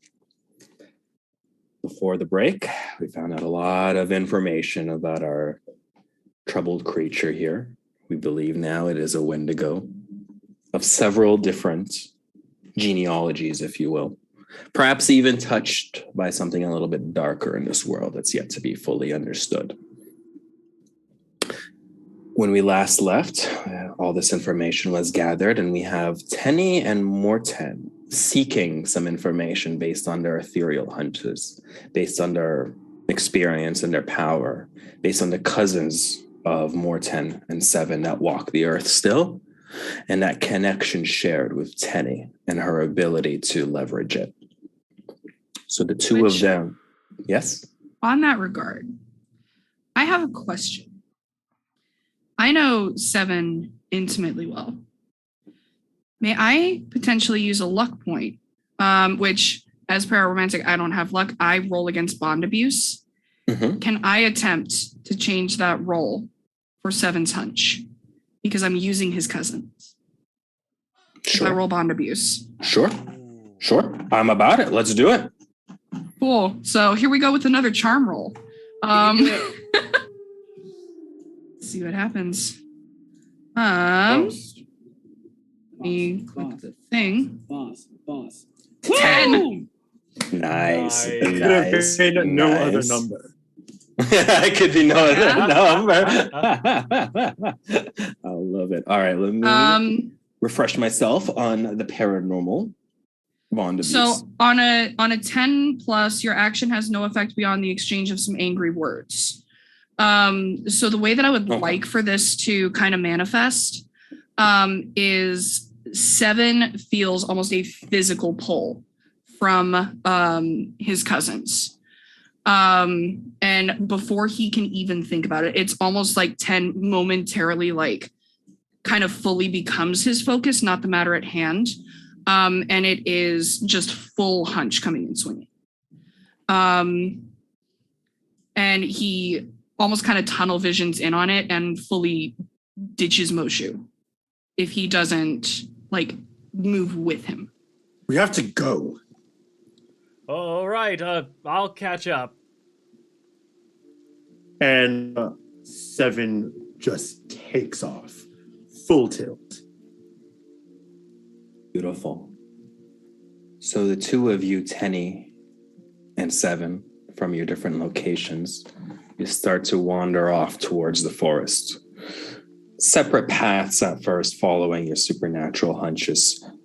Seven, following the physical pull of your cousins, you feel like you have a magnetic north that's suddenly changed, and you're just urged away towards that. And Tenny, for you, it's a little bit more ritualistic. I think there's a tangible sense for you, something that you might have, a keepsake that you might have had, something that might something like a compass or an old watch, and it points. Her finger goes over what would have been her engagement ring. Beautiful. As you're playing with it for a little bit, you have your hand up like this and you're twisting it around, and you just stop. And as it's there, it points towards the forest in a particular direction, not too far from where you remember the cave to be. And you start walking. You start walking directly with that direction. After about 10, 15 minutes in this cold rain, you both at the same time happen upon a crossroads together. Oh, thank God. 10. What happened? We know what we're up against. What is it? That fucking Wendigo. Really? Look, I don't know either, but if it's potentially transmitted through spit, fucking Karen's at the bar right now. What the fuck are we doing here then? I did the only thing I could. I had your cousins reach out. I'm sorry. Wait. Where's Lawrence? Did you He's at the leave library. him? He's at the library talking to Sheila. You came here by yourself? Yes, I did. 10. I'm a fucking adult 7. I understand that, I'm but fine. you know what we're up against. You know the shit that we encounter. I That's great. 7. don't want Okay. to see you get hurt. I can't let you get hurt. I know, okay. Lawrence knows what's going on. I couldn't have you two going in the dark. And 7 just going to walk over to 10. Her hands are shaking. And with an exhale, grab hold of her hand before pulling her into an embrace. Just want you to be safe, okay? Stopped being safe the day I punched you in the throat in front of a bar. I wouldn't have it any other way.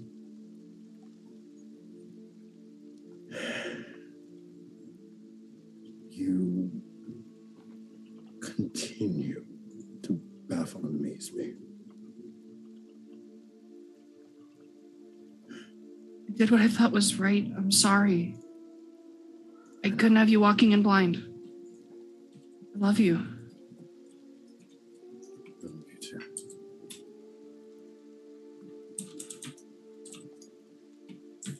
I want Go kick some fucking ass, okay? It's all we kind of know how to do. 7. I would like for you to read a bad situation. Okay. What's that, Sharp? Read a bad situation is Sharp, correct. Well, I mean, let's roll. Using the luck point. Yeah. Yeah, so that was a 3. That was another failure. 3. Ooh, buddy, what? Ooh. But I'm cursed. Okay, It's not working. I'm sorry. Full stop real quick. Clockwork, change the color of your dice. Yeah. On roll I'm 20. use and roll. What? On roll 20, click on the color next to your name. Change the dice. This is equivalent of taking your dice and putting it in the fuck off bag, okay? Oh, You hear wait, me? why is it not Scarlet? Hold on. There you go. The DM permitting. Can I reroll that? No, I'm not Okay. gonna DM, but You're also gonna use- No, I'm Gotta asking. use luck. I've changed dice. I've changed dice. Are the dice gods with me is the question. No, they hate you. There's plenty of evidence for this. All right. I use luck. Awesome. So, as you are holding Tenny in your arms, your foot kind of adjusts a little bit, and you look down,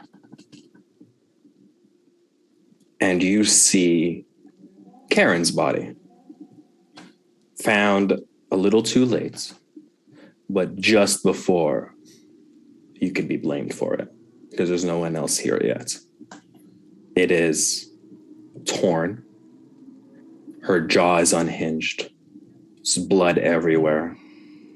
You are stepping on where her arm should be, but is nothing more than a missing socket in an elbow and just mush underneath it, as if it's been deboned completely in the arm. You can see claw marks larger than any local creature you would have seen. And just as you've taken this in, you and Tenny both hear the most gut-wrenching scream coming from the very inside of your head. And it's loud, it's punishing, and it brings you to your knees. 7. And now suddenly the smell hits you. The rot right underneath your feet. The very stench of death. and a foul twist on it that you have yet to experience in any of your previous investigations. This is bad. Yeah. Yeah. This is not good. Fuck. Moshu, Yes. have you chased after her? Yes. I'd say I mean, Mhm. Moshu isn't known for being very athletic. So it probably takes him a good 10 minutes after Seven arrives. But 10 minutes. oh yeah. Oh yeah. He did take an extra couple minutes because He's like, oh, okay, all right, all right. oh, There's yeah. nothing magnificent about cardio. We're in the early 2000s. Moshu found a way to take that shit online, like personal wellness. That got taken online. Yup. Absolutely. But I'd say that like when he does arrive, he's kind of playing it up a little bit. He's playing up how winded he is a little bit because I'll say just a little flashback. After seeing Seven dash off and like just the determination, he would have thought like this is one of those moments, one of those scary moments where we need everything we've got. And Moshe would have taken just a little stroll down an alleyway where he would do a little communing. Like he himself would take out, like he's got one of those rubber fingers, and when he pulls it off, you would note that there is a three of spades there, and when he reveals this, that's when he closes his eyes and he communicates to an infernal power. And of course, this is one of his things, is that he's got a contract with an infernal power. He's doing his best to not, he doesn't want to give up his luck. He doesn't want to get, because that's, when it comes to magic, luck is basically all you've got. And so instead, he's done a little bit of a trade so that he would have this luck to rely upon. And he makes sure that he has that, make sure that that connection is there before he runs off.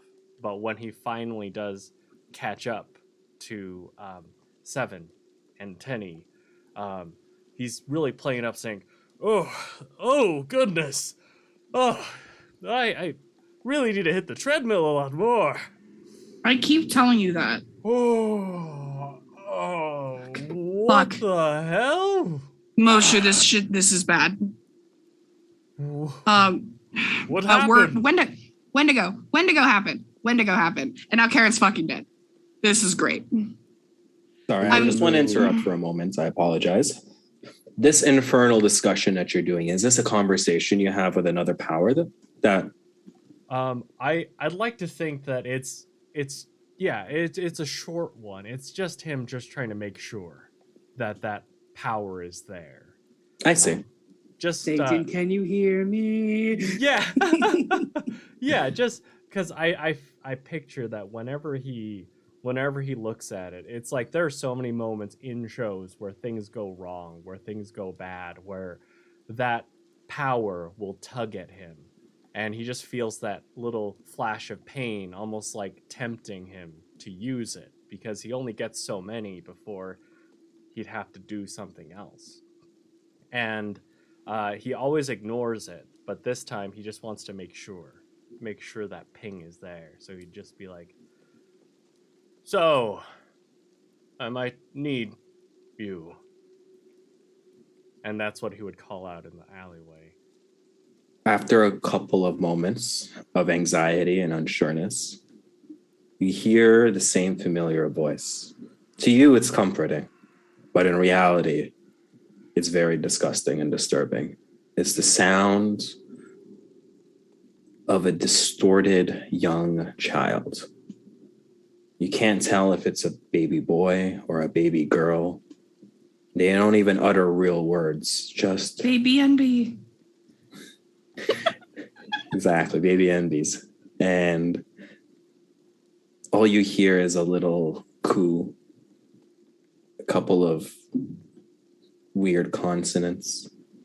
And in that moment, your vision, whenever you hear this voice, your vision goes dark and you lose your senses for a little bit, almost as if you're projecting in some way. But you hear it and it brings you that calmness, that twisted calmness to know that whatever connection, whatever spirit out there, whatever fusion of your spirit with another entity is still connecting and still holds you down, and it reassures you.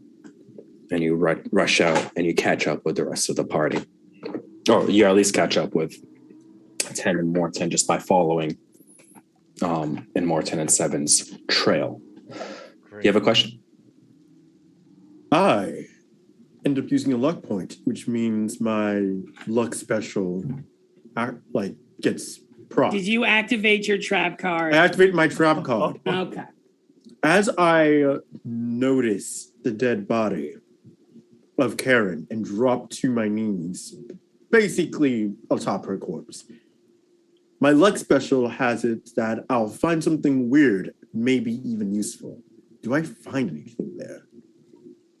Yes, you do. Upon investigation, you look at her neck, you look at her arms, you look at all the traditional spots where your mind first goes to. The vampires, the werewolves, the spit that the spit and foam from before, all these places where this could have traditionally infected someone. You don't see anything. You see nothing like that at all.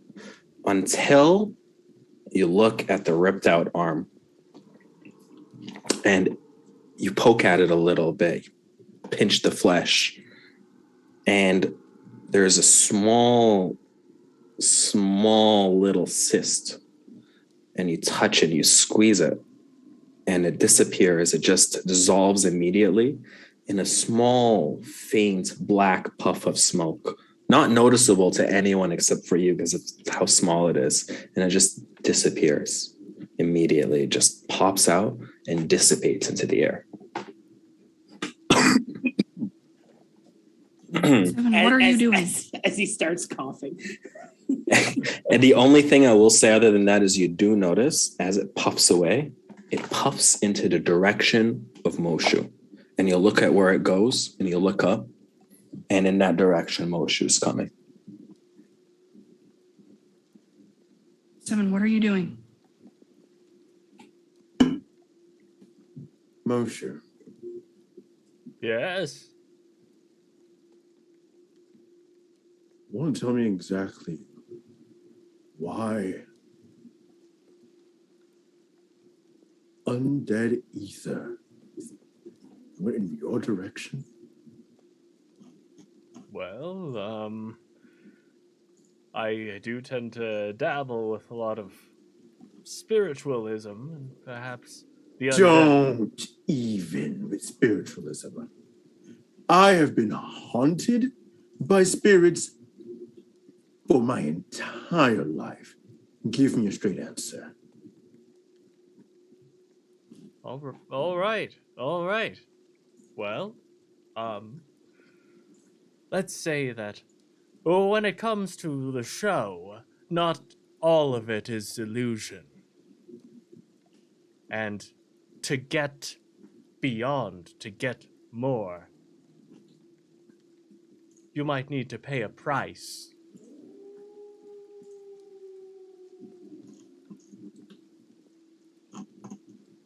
What did you pay? As you ask that question, there's a growl towards the forest. Before it can answer, 4 sets of eyes start walking out. Human bodies melted away at their skin, rotten, Fuck this. skin dripping off of their face, falling off. Unnatural growls, human sounds that should never come out of a human. They just slowly come out of the forest. Their eyes white, their pupils rolled into the back of their head. They shudder over slowly, coming for you. Very clear they're going to fuck you up if they can. Let's Can table I this. please? Can I please roll my monster empathy? Yeah. Okay. I have monster empathy. When you try to work out what a supernatural creature desires, roll charm. And one of the things that if I haven't fucked up a roll yet, fucking knock on wood. I want to see what would distract them and what that can use. Right ahead. Let's get her done. Ooh. Yeah. 13. Damn. Sick. Beautiful. What would distract them? What would distract them? And if what would distract them isn't available at the moment, what would they accept as good enough for now? We need to buy time until night gets here. You can tell immediately, just based on the evidence and what's going on, they need to feast. That's their only mood. You can't tell why they want to eat. You can't tell anything because they're dead, but they need something to eat, and it needs to be fresh. You can tell by Karen's body that will not do because it's already decomposed and cursed. Fuck. Do you say this? Oh, you fucking bet I do. Fresh. They need to eat something fresh. Karen isn't good enough anymore. Oh, all right. She's cursed. She's I'm cursed. going to immediately roll Jinx. I'm attempting to change the fate, like have my cousins go and point them in the direction of like a woodland creature just darting by. Very good. Let's do it. Okay. Let's fingers crossed here. Can I help another hunter? Can I help him? You can do it after he rolls. Cool. If it isn't enough. 8. Okay. All right. Mixed success. Beautiful. So I chose the one I want to do. Interfere. Great. Food that way. If I may, actually, because I do have the power of love, if I do, if you would allow me to help him out, it's as if he rolled a 10. oh, is that your specialty? Yeah, go right ahead. That is my Because specialty it would- specific to my guide. Because that's the Yeah, that power would of work. love. It's a Yes. That's a weird power gaming twist on Pararomantic by making Right. it another player, but we'll take it. Awesome. Actually, because it's specifically linked to the guide. I can only do this. I'm only with them. trolling. No, of course. I know, Yeah, but yeah. I'm just God, go with the bit. Hey, And I'm going now. to this is inflict the bit. one damage onto one harm onto the target due to an accident. Okay, very cool. So on a 10, you'll get the distraction plus 1 damage to them. All right. So what does it look like when you're trying to jinx somebody? Immediately, I fan out my hands, and you see as the far-reaching shadows cast through the forest seemingly coalesce into 4 very small, almost childlike figures that immediately dash around the undead amalgamation, garnering its attention to a deer by like knocking away some of the underbrush. As it goes towards it, immediately you see again on top of one of the trees, one of the figures, kind of with a wide, sharp-toothed grin, looks down before it just jumps, breaks the branch, and it falls and collides against the skull of the creature. Very cool. Very cool. As this happens, the deer responds in fear. It kicks and bucks and gets away. You haven't killed an animal tonight, but these 4 creatures, one of them now more damaged, are chasing off into the dark. You've avoided issues for now, but you're still down a party member. And I don't think Lawrence has a way of knowing where you are just yet.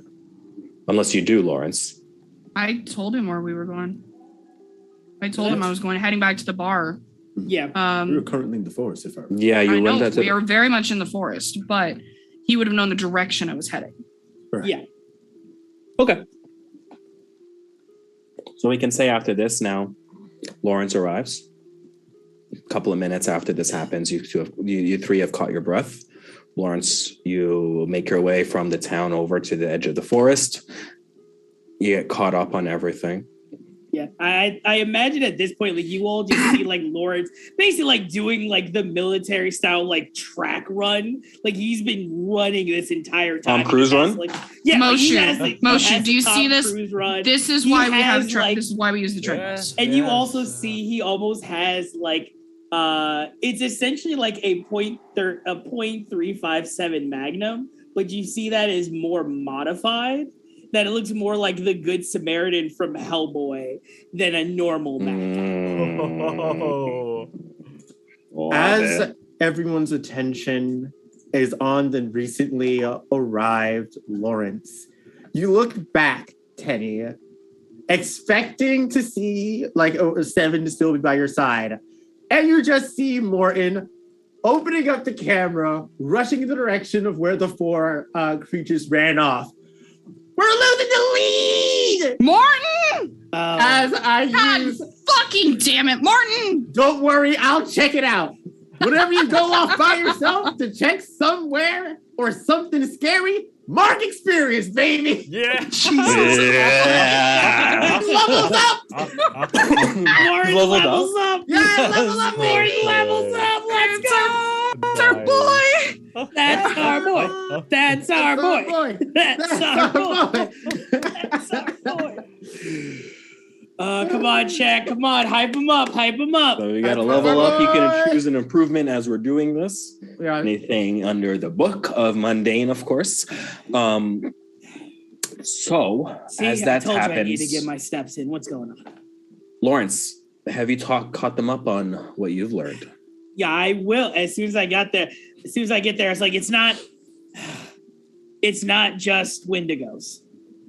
There's something more. Sheila was telling me that either something corrupted them. There's something more. The Wendigos are not the top of the food chain, but they are on the upper echelon of it. And I essentially reach back into I put my gun cavalry style draw back in its hip holster, and I pull out my notebook and I show my notes. Devin mentioned something about undead Umbra. I think I would ask him, but Morton decided to go just fuck off in the woods. You're just out there. Never stop hunting. I can We hear gotta him fucking now. go after Still. him. We gotta fucking go after him. Oh, we do. Okay, that more than anything might be what is going on. I think that also might explain why these pets are getting buried and coming back. It's not necessarily the Wendigo itself, but it's this corruption. There's something else, that there's something bigger at play here that is bringing this more into fruition. Can I investigate Karen's body? Ooh. Like I would have known where Seven was looking. Yep. And Can kind of I- look in the same area. Yeah, sure. What do you want to do, Oh, sorry. Lawrence? What do you want to do as well, Lawrence? Because I was like, I have a thing for this. Because I took this from the Spell Slinger, and I felt as though this kind of fit. I want to see if I can use Investigate a Mystery to see, hopefully I can use Forensic Divination. Essentially means when you successfully investigate a mystery, I can ask what magic was done here as a free question. Nice. Do you want to partner up with Tenny on that? Yeah, you want to work together on that? Okay. Yeah, Tenny wouldn't say no. Tenny Okay. would be like, okay, I saw Seven looking over here when he was talking about the undead Umbra. All right. That's all I know. Moshu, All right, no worries. I don't know. Sounds I'd good. say- So good. When you Mhm. turn back to address Moshu has left. He's already heading towards Morton. Yes. All right. Once we again, need to get Lawrence. I can't state this enough. I don't think Seven would judge too hard if we invest in child leashes. I was just thinking the same thing. All right, let me go to work. And All right, let's you go. see on like his little hip pouches. You see he actually has like in his holsters, he has like little small pouches. You see he puts on like his blue forensics gloves. You see he pulls on like a small forensics kit. And yeah, I'm gonna roll to investigate a mystery because I got 2 sharp, so we'll see how that goes. You got Come luck for on, 2. buddy. Come on. I got Yeah, but 2 we gotta be sharp. careful. This isn't a one shot anymore. This is a series. It's a That is series. very true. This is a series now. We gotta think about this through episodes now. Yeah, 5 seasons in the movie. Yeah, boy. All right. Here we go. And boom. Oh, wait. I'm not getting forward. And boom. God! Why? That is a 4, everyone. Why? Oh my gosh. What Oh the my gosh. fuck? That means Snake Eyes, by the way, because he's got It +2. does. I have a Wow. +2. How does this keep happening? Use your luck. Fuck it. I am going to use my luck. 'Cause Move it up. fuck this. Remember to mark your luck, guys. Yeah. Because Yeah. if we No are series. continuing this, you will If lose your what's with character this at the end if of luck. bullshit, Blizzard? What's with this if bullshit? Sorry. Did you not see chat? They don't give a fuck about an if. Jesus Christ. Okay, nope, fuck this. Lawrence is not here. It is now Mr. Knight. Mr. Knight is now doing his job. So Mr. Knight is going to spend a point of luck to succeed on that. And then he is also going to ask again with the divination. He's going to ask what kind of magic was used.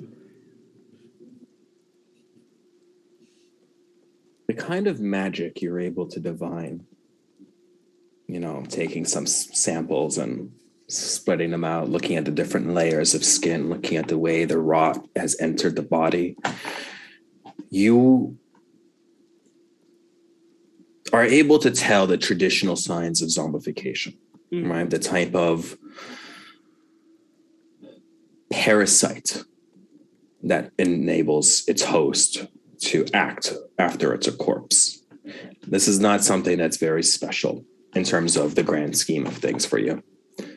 However, there is another layer of possession on top of that cannibalistic parasite. You're able to divine the Wendigo's influence. That's pretty cut and dry for you at this point. Its ability to zombify and control things. What is new to you in this situation is what you can only define at your current level of experience as a curse, as some sort of very dark curse that goes beyond witchcraft, that goes beyond wizardry, that goes beyond stories and supernatural tales and folklore. This is something that you see as a primeval type of damage that can be done. Something that could only exist if there are other levels of existence beyond our planet. Something godly, something devilish, something infernal, something primeval.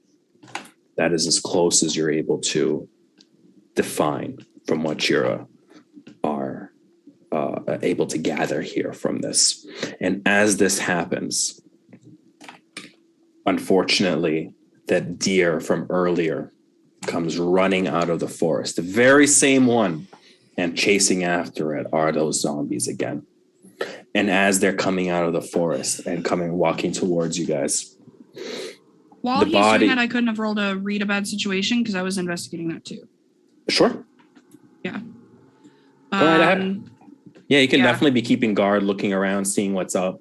Oh, sorry. I know you're doing, but my other question, because I got to. Oh, yeah, you got 2 questions. Yeah. So I can ask that as a free action. I guess my other question was going to be what is being concealed here, but I think that kind of goes with a curse unless there's something else. But I also wanted to ask what can hurt it? Because I know what happened here, what sort of creature it is. I already know what it can do. I already know where it went. I already knew what it was going to do. So I'm asking what is being concealed here? Maybe something in the body that I haven't seen yet, But again, I think that was like the curse, but also how can I hurt it? You would Or what can see. hurt it? You can easily tell that anything physical. There's nothing special in terms of these zombies. Mhm. You can just sever their limbs, sever their nervous system. And as far as you can tell, they don't come back just because she's laying there on the ground. Mhm. But unfortunately, that thought changes very, very quickly because. You need a second? Oh, no. Oh, okay. Sorry. Lauren, Mr. Knight is pulling out his gun. Oh, yeah. Okay. Mr. Knight is getting ready to go. Where that missing arm was on Karen, slowly this bulge appears beneath the skin and it starts to press out of the elbow and it gushes a little bit. There's some blood. Another puff of black smoke appears, and outside of the arm, these fibers protrude as they pierce through the skin. These dark black tendrils kind of wrap around the arm, forming a fiber that eventually turns into what looks like a solid arm without any skin color or anything like that, just a shadow of an arm. And it starts to grow out and it reaches up and it tries to grab you by the neck immediately. And at the same time, the deer passes you and these 4 zombies are now walking towards you, or the 4 of you outside of. So you have 5 targets now that you're dealing with. And as you hear all of this, as you see all of this, you hear it in your head. It's feeding time. In a very, very dark, like a sultry voice, but very dark and distorted and deep. Now, 10, yes, you rolled So situation. if you would turn your attention to roll 20 of Tenny came to play, Tenny got an 11. Hell yeah, she does. Now I know why we're having such bad rolls, guys. You got a luck Thank vacuum you, over guys. here. We got a luck vacuum over here. Yeah. I didn't mean to. A vacuous pit. So I get to. Why are you bitching? I'm helping you. Shut up. Yeah, I love you too. Quit your bitching in my fucking kitchen because you took the body and you ran off like a moron. All right, not you. I understand that. That said, yeah. So I get to hold 3. First and foremost, I do want to just kind of like double check over Lawrence's work, like while he's investigating. And the first question I want to ask is, are there any dangers that we haven't noticed? The only dangers that you can tell right now that are possible to tell are these 5 bodies. So you can tell that Karen is a live threat. You can tell that those 4 are there. There's absolutely no sign outside of the voice in your head that suggests there's someone else out there. And you're able to confirm that with your knowledge and your suspicion that there is something out there, but you just don't have a way of understanding what it is. Okay. The second thing, Tenny kind of reaches behind her back, and at the small of her back, she has like a leather holster, and she whips out 2 daggers. My second question is, what's the best way in? The best way in, you're already in. So you don't need to worry about it because this is something that you realize going back to the concept of a Wendigo, when under the concept of these are alpha predators in their own mindset. They're humans. They have human intelligence. You realize that the trap in their mind has already been sprung, that you are on the inside of, you are in already. Okay. And then I want to, I know better than to get in the way of Mr. Knight's kickback. So I'm going to kind of move circularly around towards the area of the forest that Morton ran into. My last question is, how can we protect any potential victims? Because Morton is a dumbass and he does fall under the category victim. Yeah. I am stupid. So right now, the only potential victims are the 4 of you. Yes. Morton and Moshu are much closer to the forest. They're much closer to the zombies. The best thing to do is to give yourself space to elevate yourself or to restrict their movements or kill them. These are the best ways to go. And it's because of the type of creature it is. it's very straightforward for now. That you just have to Okay. either stay away from them, run away from them, or stick a fork in them. Knife. Sorry. Two knives. The two knives. Oh, that's just the two I have out. That's just the two I have out. I have more. It's fine. I put too many knives in inventory. I love it. Your inventory just reads too many knives. I know exactly where all of them are. It's fine. So I am going to kind of take that guidance and make sure that I am aware of the like field. So where I am in relation to Lawrence, where I am when Moshu and Morton come back.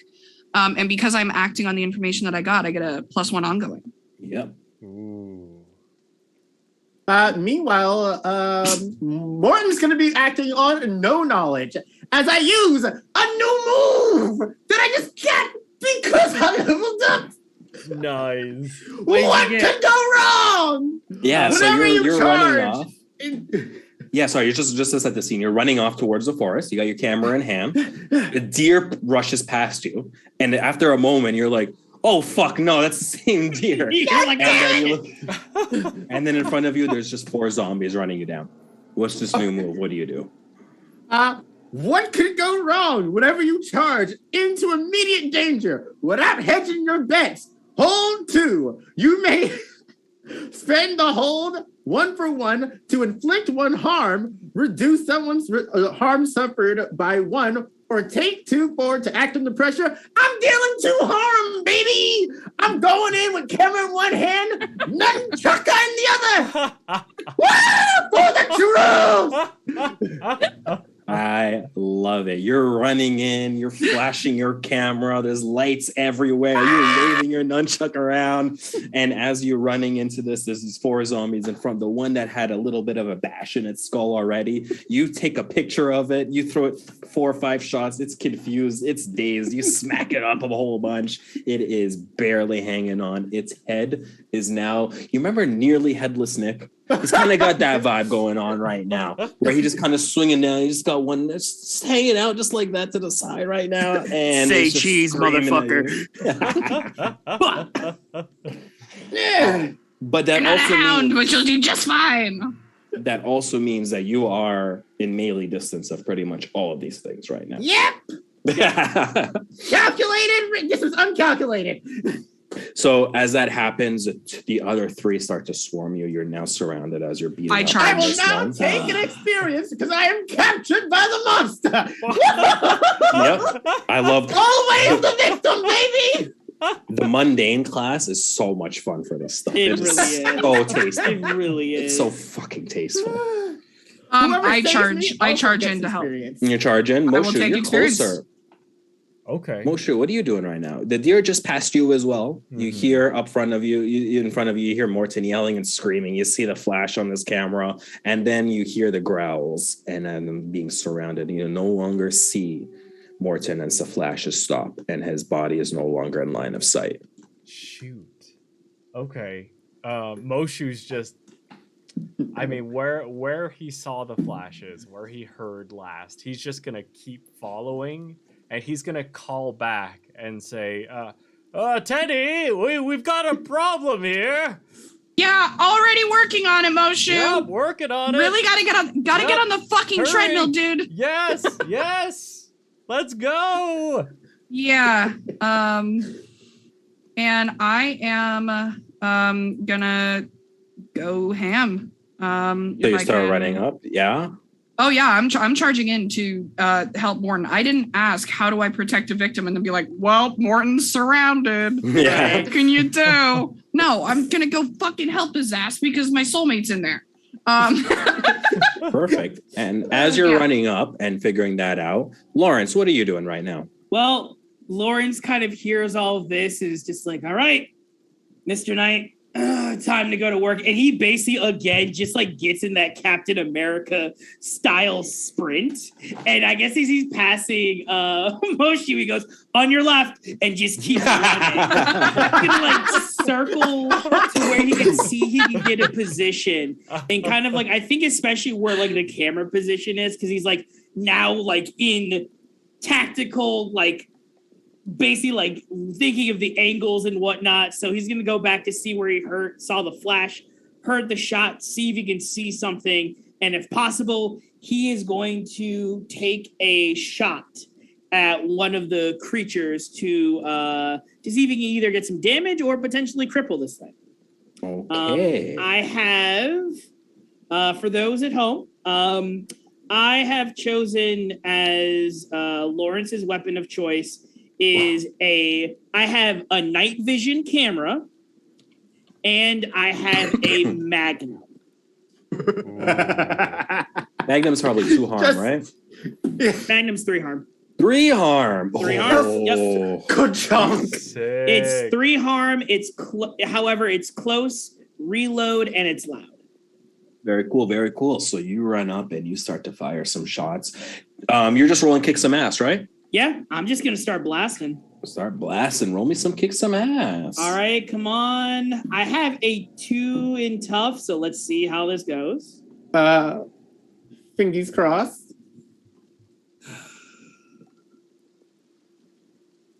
Yes! Oh my gosh!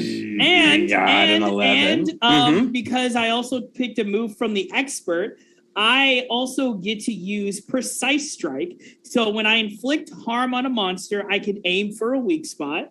I re-roll for my tough on a 10 plus. I inflict +1 harm. So for my kick some ass, you know what? I think as much as I want to inflict terrible harm, I think on because I got a 10 plus.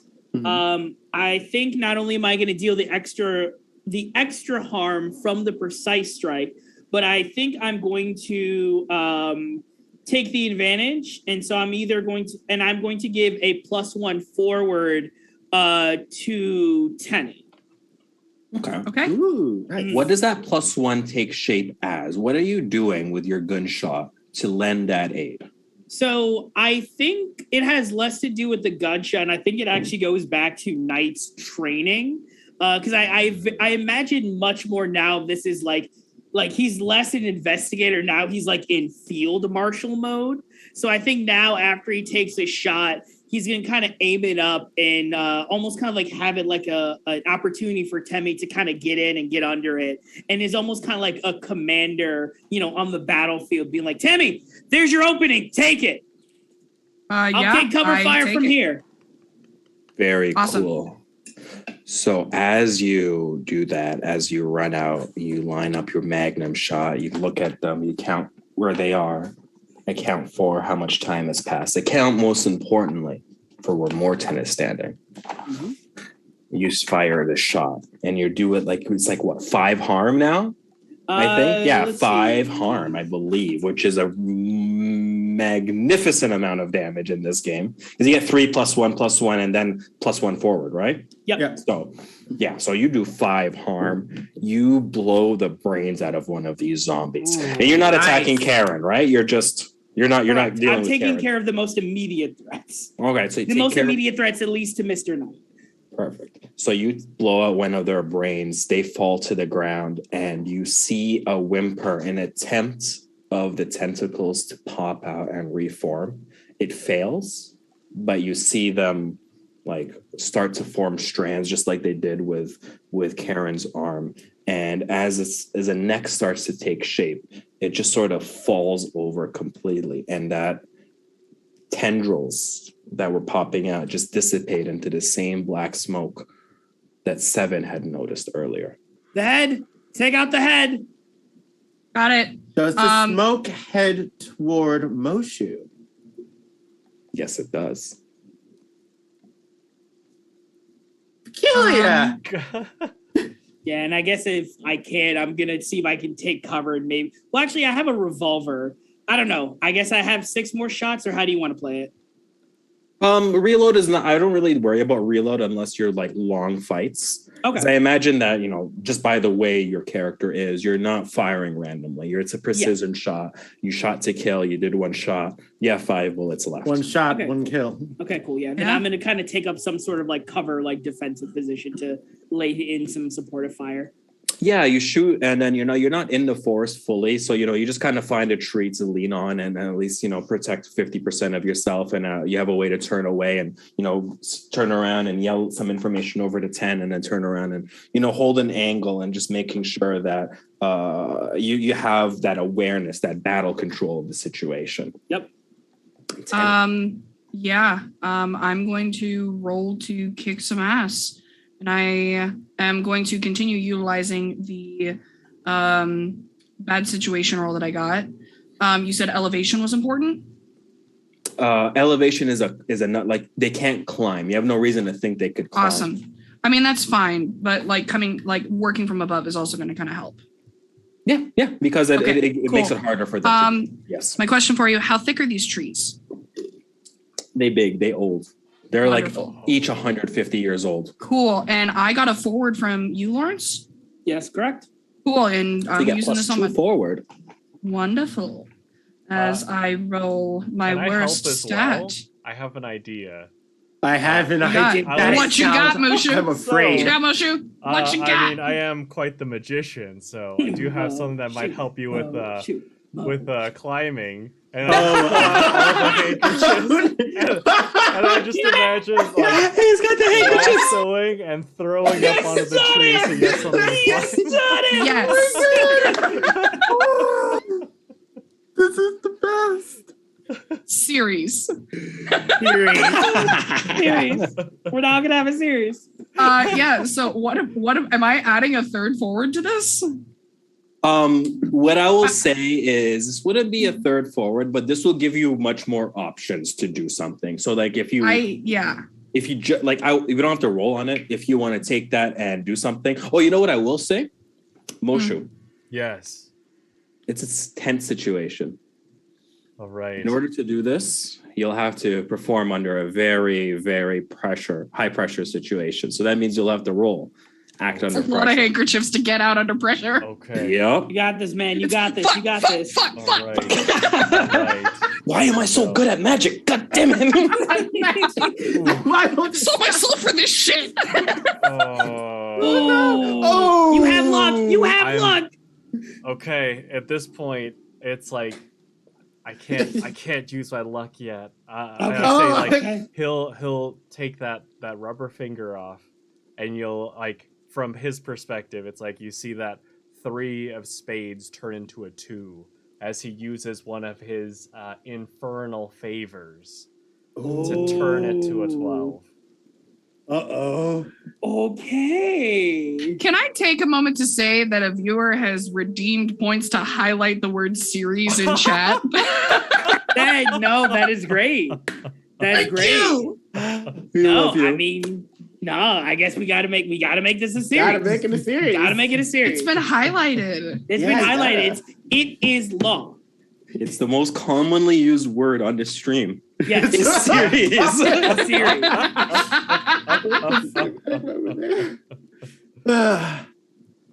As you do this and you reach out to this power, this entity that you've struck a deal with, you pull out your handkerchiefs and you throw it. It doesn't go all the way to Tenny at first. You all hear this sound at the same time inside of your head, the same monstrous voice, the same distorted screech. I see you. And from Karen's body, where the tentacles first came out of, they latch on and shoot out towards the handkerchief. And they bring it over to Tenny And reach it ties- over a tree. Yes. And it hangs. And Tenny's gonna kind of quickly take one of her blades in her blade in her right hand and kind of like flip it so that it's like against her palm and use that to grab the handkerchiefs because she doesn't want to try to cut the fucking bandanas. We could use that later. And she wants to jump up and kick off of the tree and use that to go down on the Wendigo. Well, you haven't seen the Wendigo yet. You've only seen whatever the zombies. fuck this is. Whatever the fuck this Zombies, thing yeah. is, it's fine. With a +2 forward, that's an 11. Oh my God! Tenny. Nice. Yeah, baby, let's go. Welcome. Alright. Welcome to the new series, which is the 100% serious character, Tenny Sherman, and this Yeah. bullshit. Tenny and Lawrence. Tenny Sherman and the bullshit. Bullshit. To Tenny and the crap. Tenny and the crab. Holy shit. The forwards were helpful because it technically wasn't a +2, it was a +1. Tough is my worst stat. Ooh. Kick some ass. Which bonuses would you like? Well, One extra effect. one extra effect.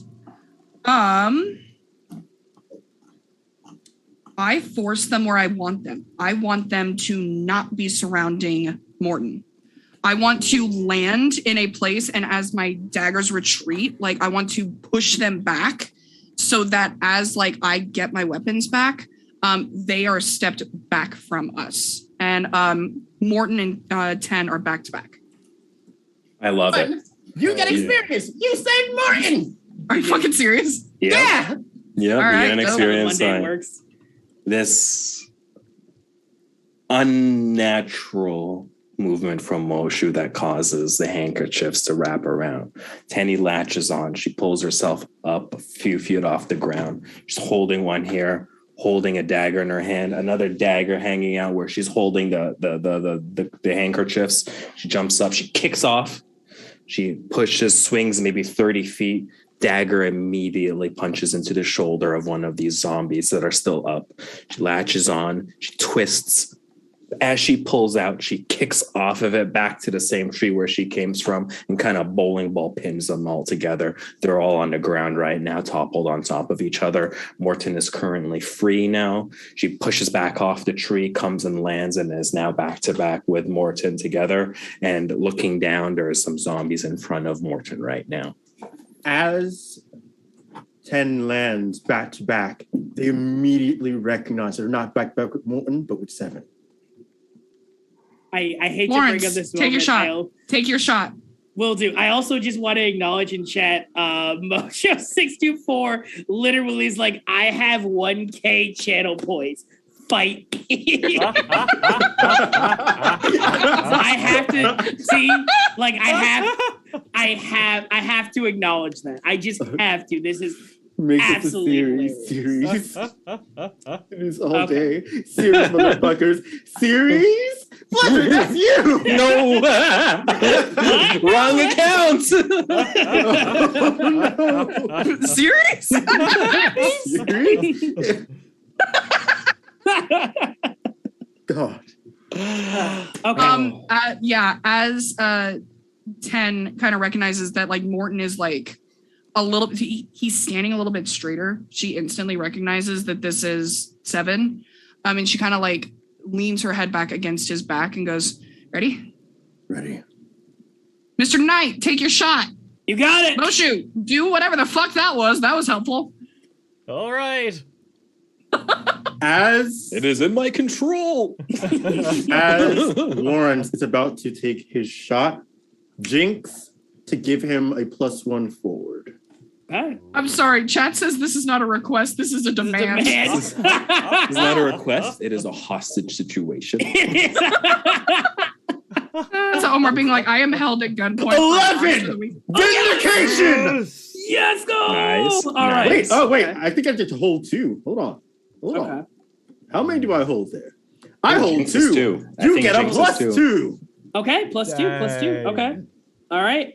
Yeah, and like again, the weird thing about this is that you see Mr. Knight is almost treating like this, it's this big honking revolver, but he's almost treating this like he's holding and shooting a sniper rifle.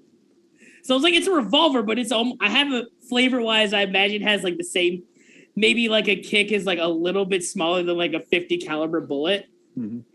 But okay, so I get +2 forward and I'm kicking some ass, right? Yep. All right, so that means I get a +4 on this. Yeah. Okay.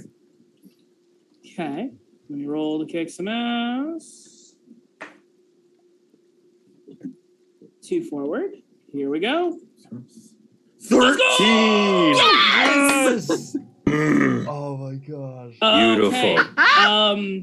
And then again, my precise strike kicks in.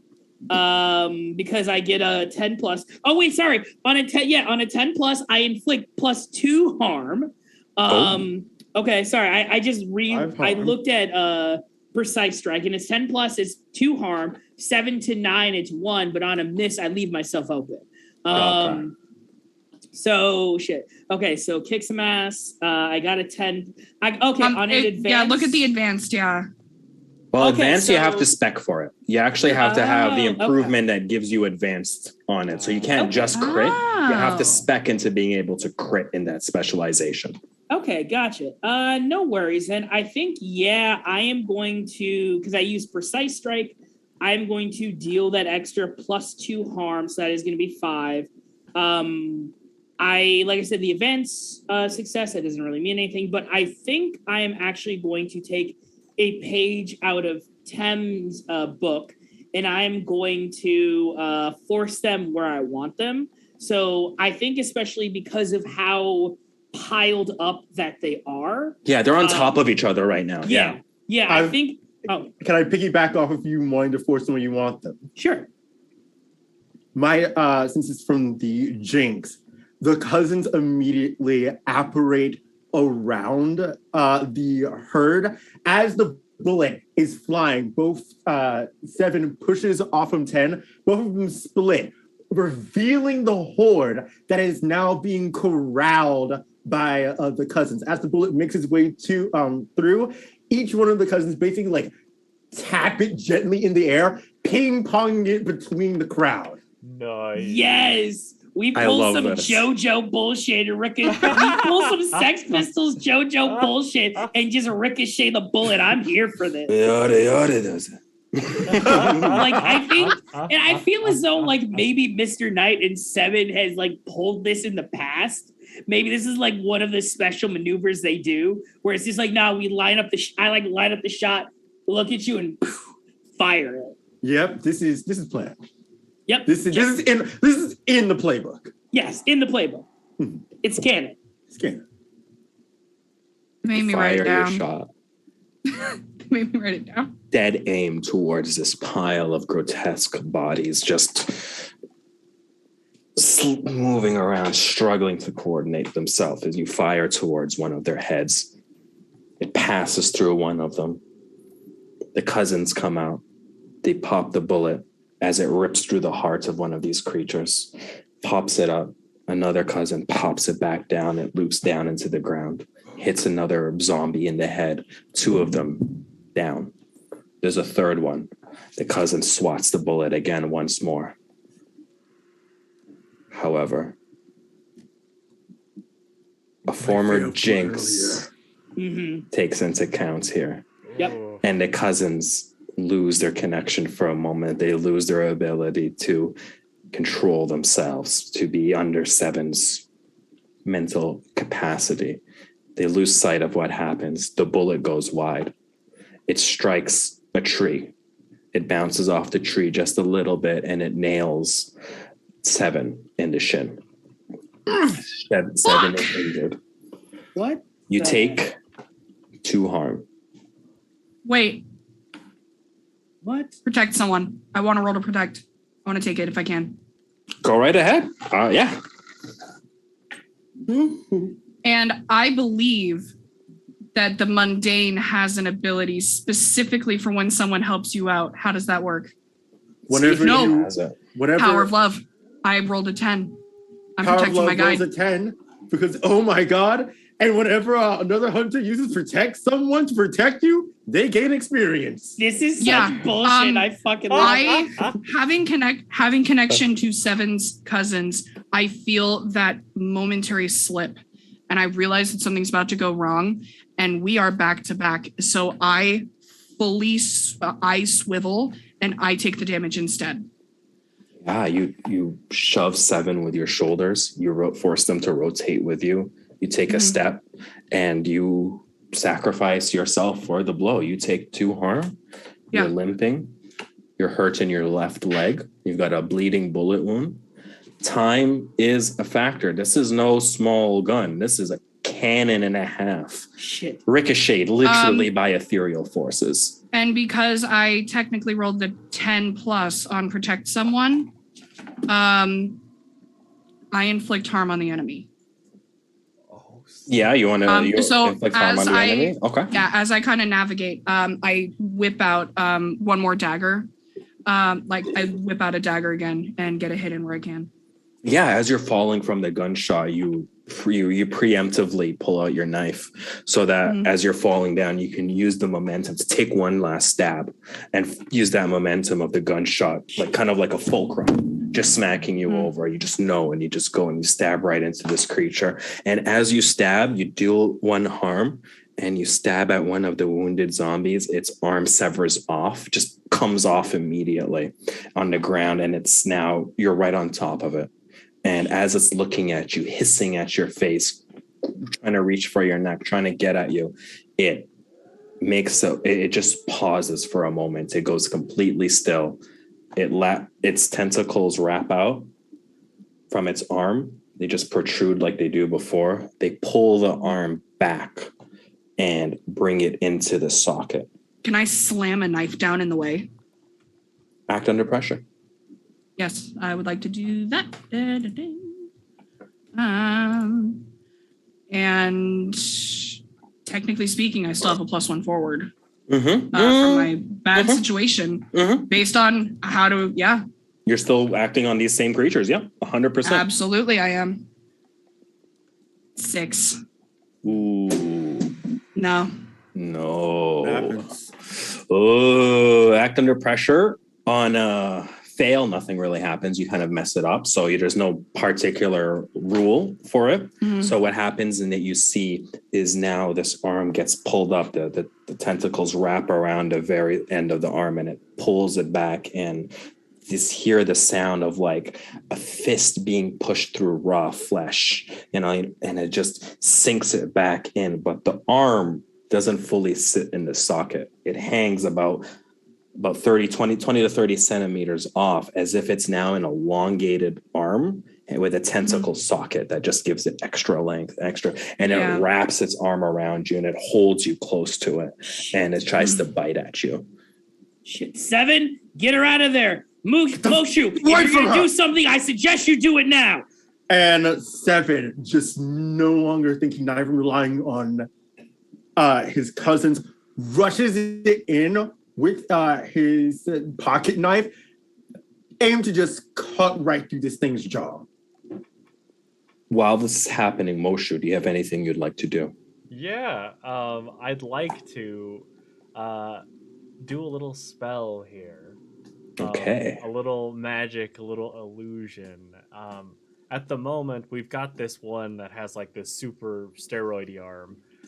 So I'm gonna try to weave an illusion, and specifically targeting this one, trying to make it so that it's almost like hypnosis, trying to channel from traveling with shows, and I essentially want it to, it's almost as though it's like its vision will cloud over, and it's as though it's in a fun house and it just sees so many of all of us everywhere, and I'm hoping this will allow everyone in Melee to escape from this situation.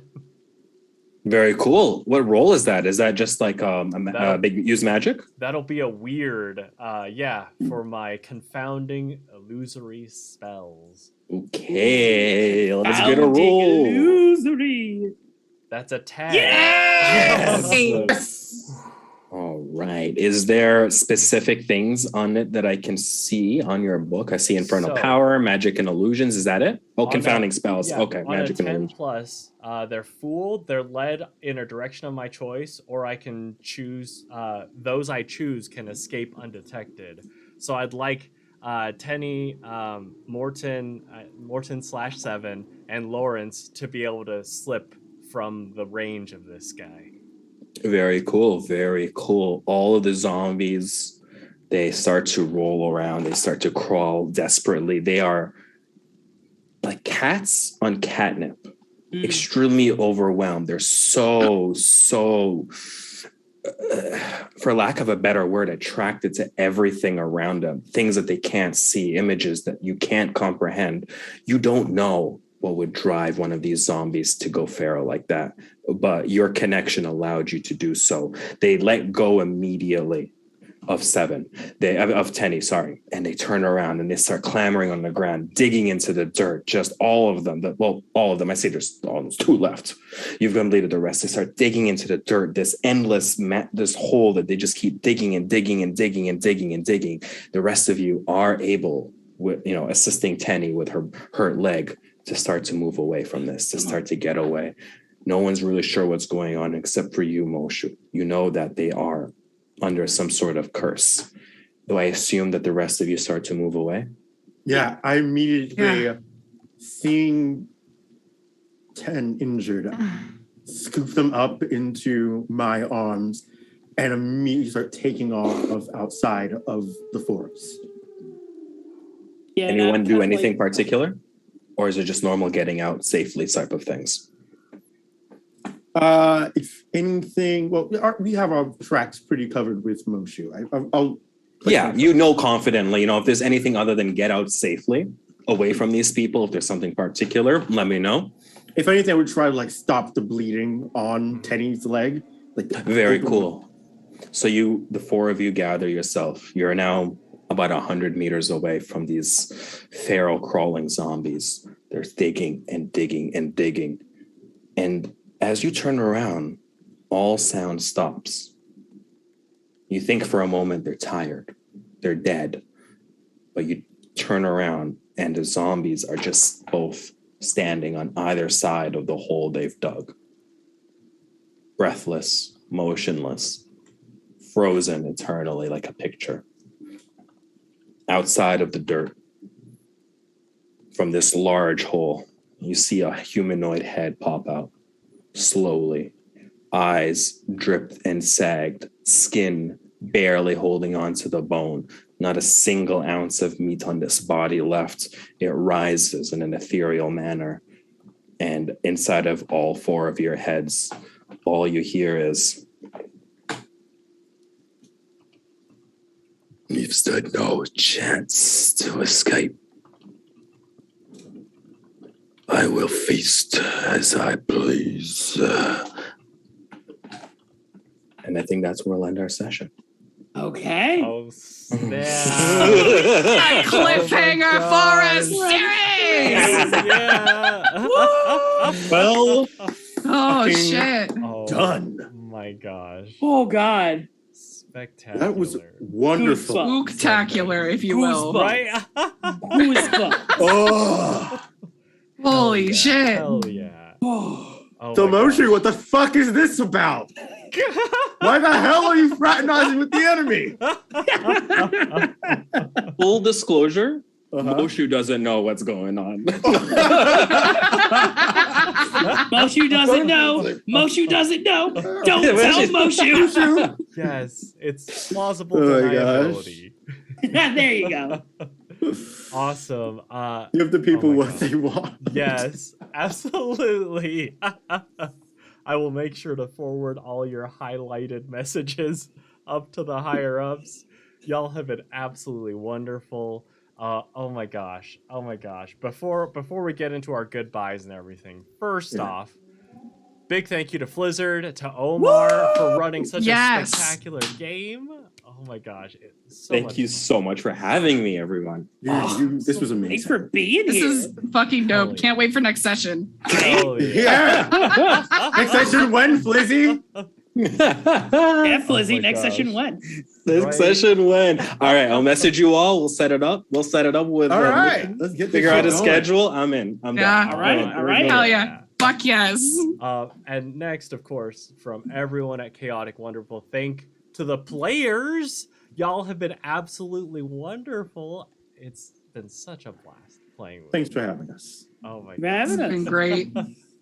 And of course, to our viewers, thank you so much. You have been wonderful. You have been with us every step of the way. just cheering us on, giving us all that energy. We love Can it. I get one more series in chat, please? Yeah. Not to Yes. PBS, but this series wouldn't be possible without viewers like you. You. Right? Thank you.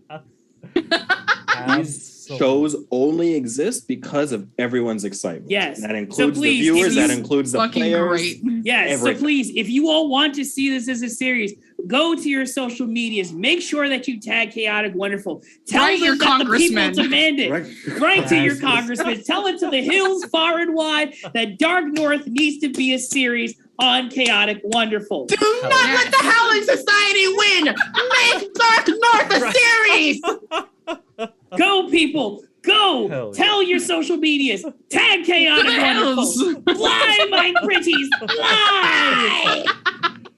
Oh my gosh. Holy shit. Hell yeah. Y'all are wonderful. And also, of course, we have to mention, because of this incredible sound set, the atmosphere, Sirenscape. This has been dope. Yes, big thanks to Sirenscape. Here is a link if you want to check them out. Yes! Absolutely. So good. So good. Fun. Oh my gosh. And of course, here at Chaotic Wonderful, we do have another show on Thursday. We'll be rocking the final episode of our mini series, Vesson. So make sure y'all come check that out. And now, well, let me kick it over to each of our players this evening, and of course our wonderful GM for our final goodbyes. Who you are, who you were this evening, as well as where people can find you. Let's start off with Dapper Wombat with Omar on deck. Well, everybody, as always, I have been the lovely Dapper Wombat, and I had the absolute pleasure of playing Mr. Lawrence Knight. Or, you can call me Mr. Knight. Or you can call me Lawrence, Mr. Lawrence, but you can call me Mr. Knight when I'm on the job.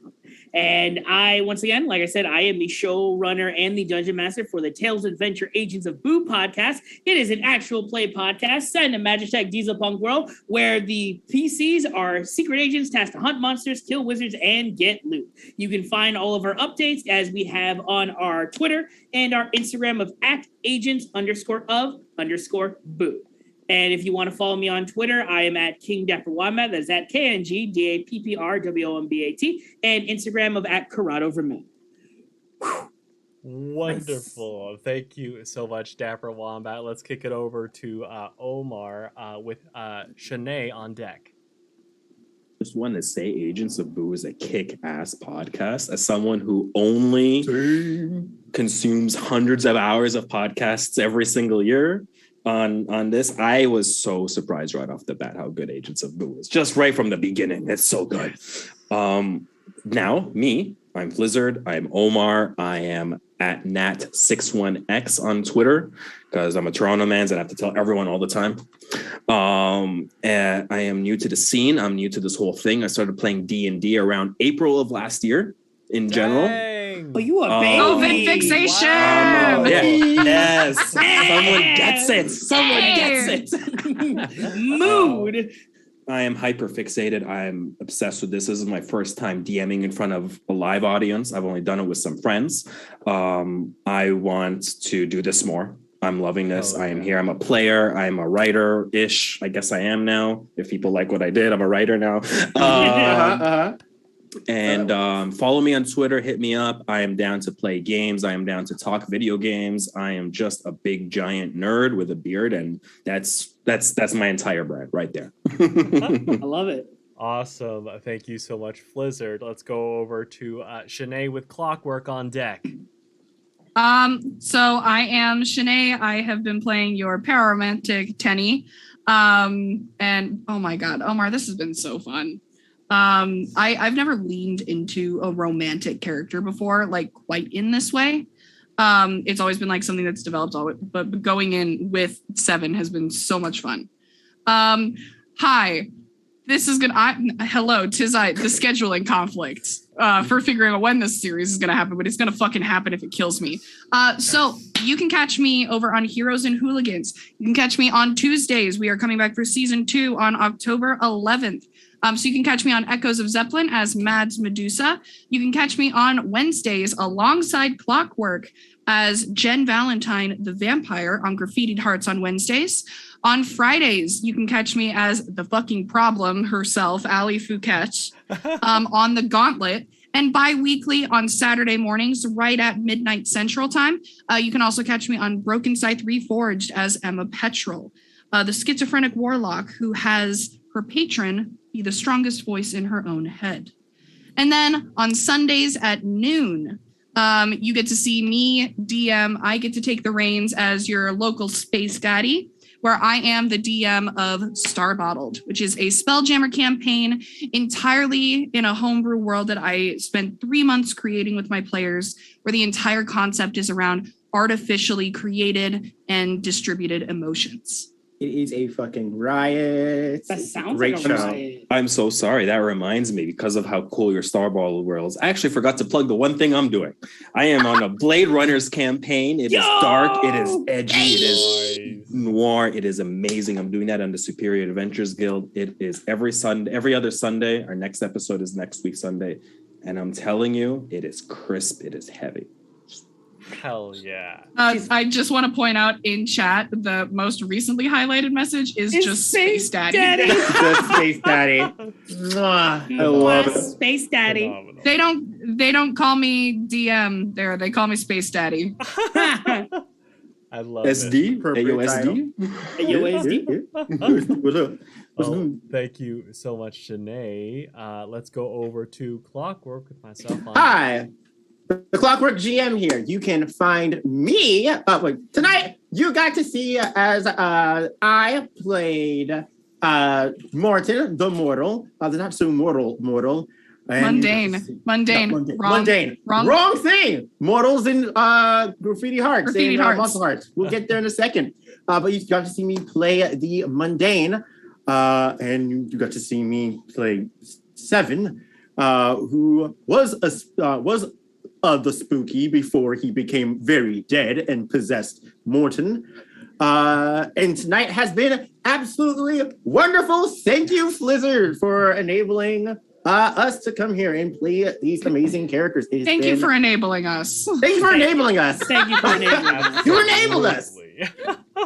Absolutely. The best thing you could be in the world is enable a little bit. Moving right along. Honestly. Enabler for D&D and for other TTRPGs. Jeez. Yes. I gotta put that disclaimer out. Disclaimer. But yeah, you can actually find us on Echoes of Zeppelin as well. We're going to be showing up in season 2 playing Erebus Nocturne. And you can catch us on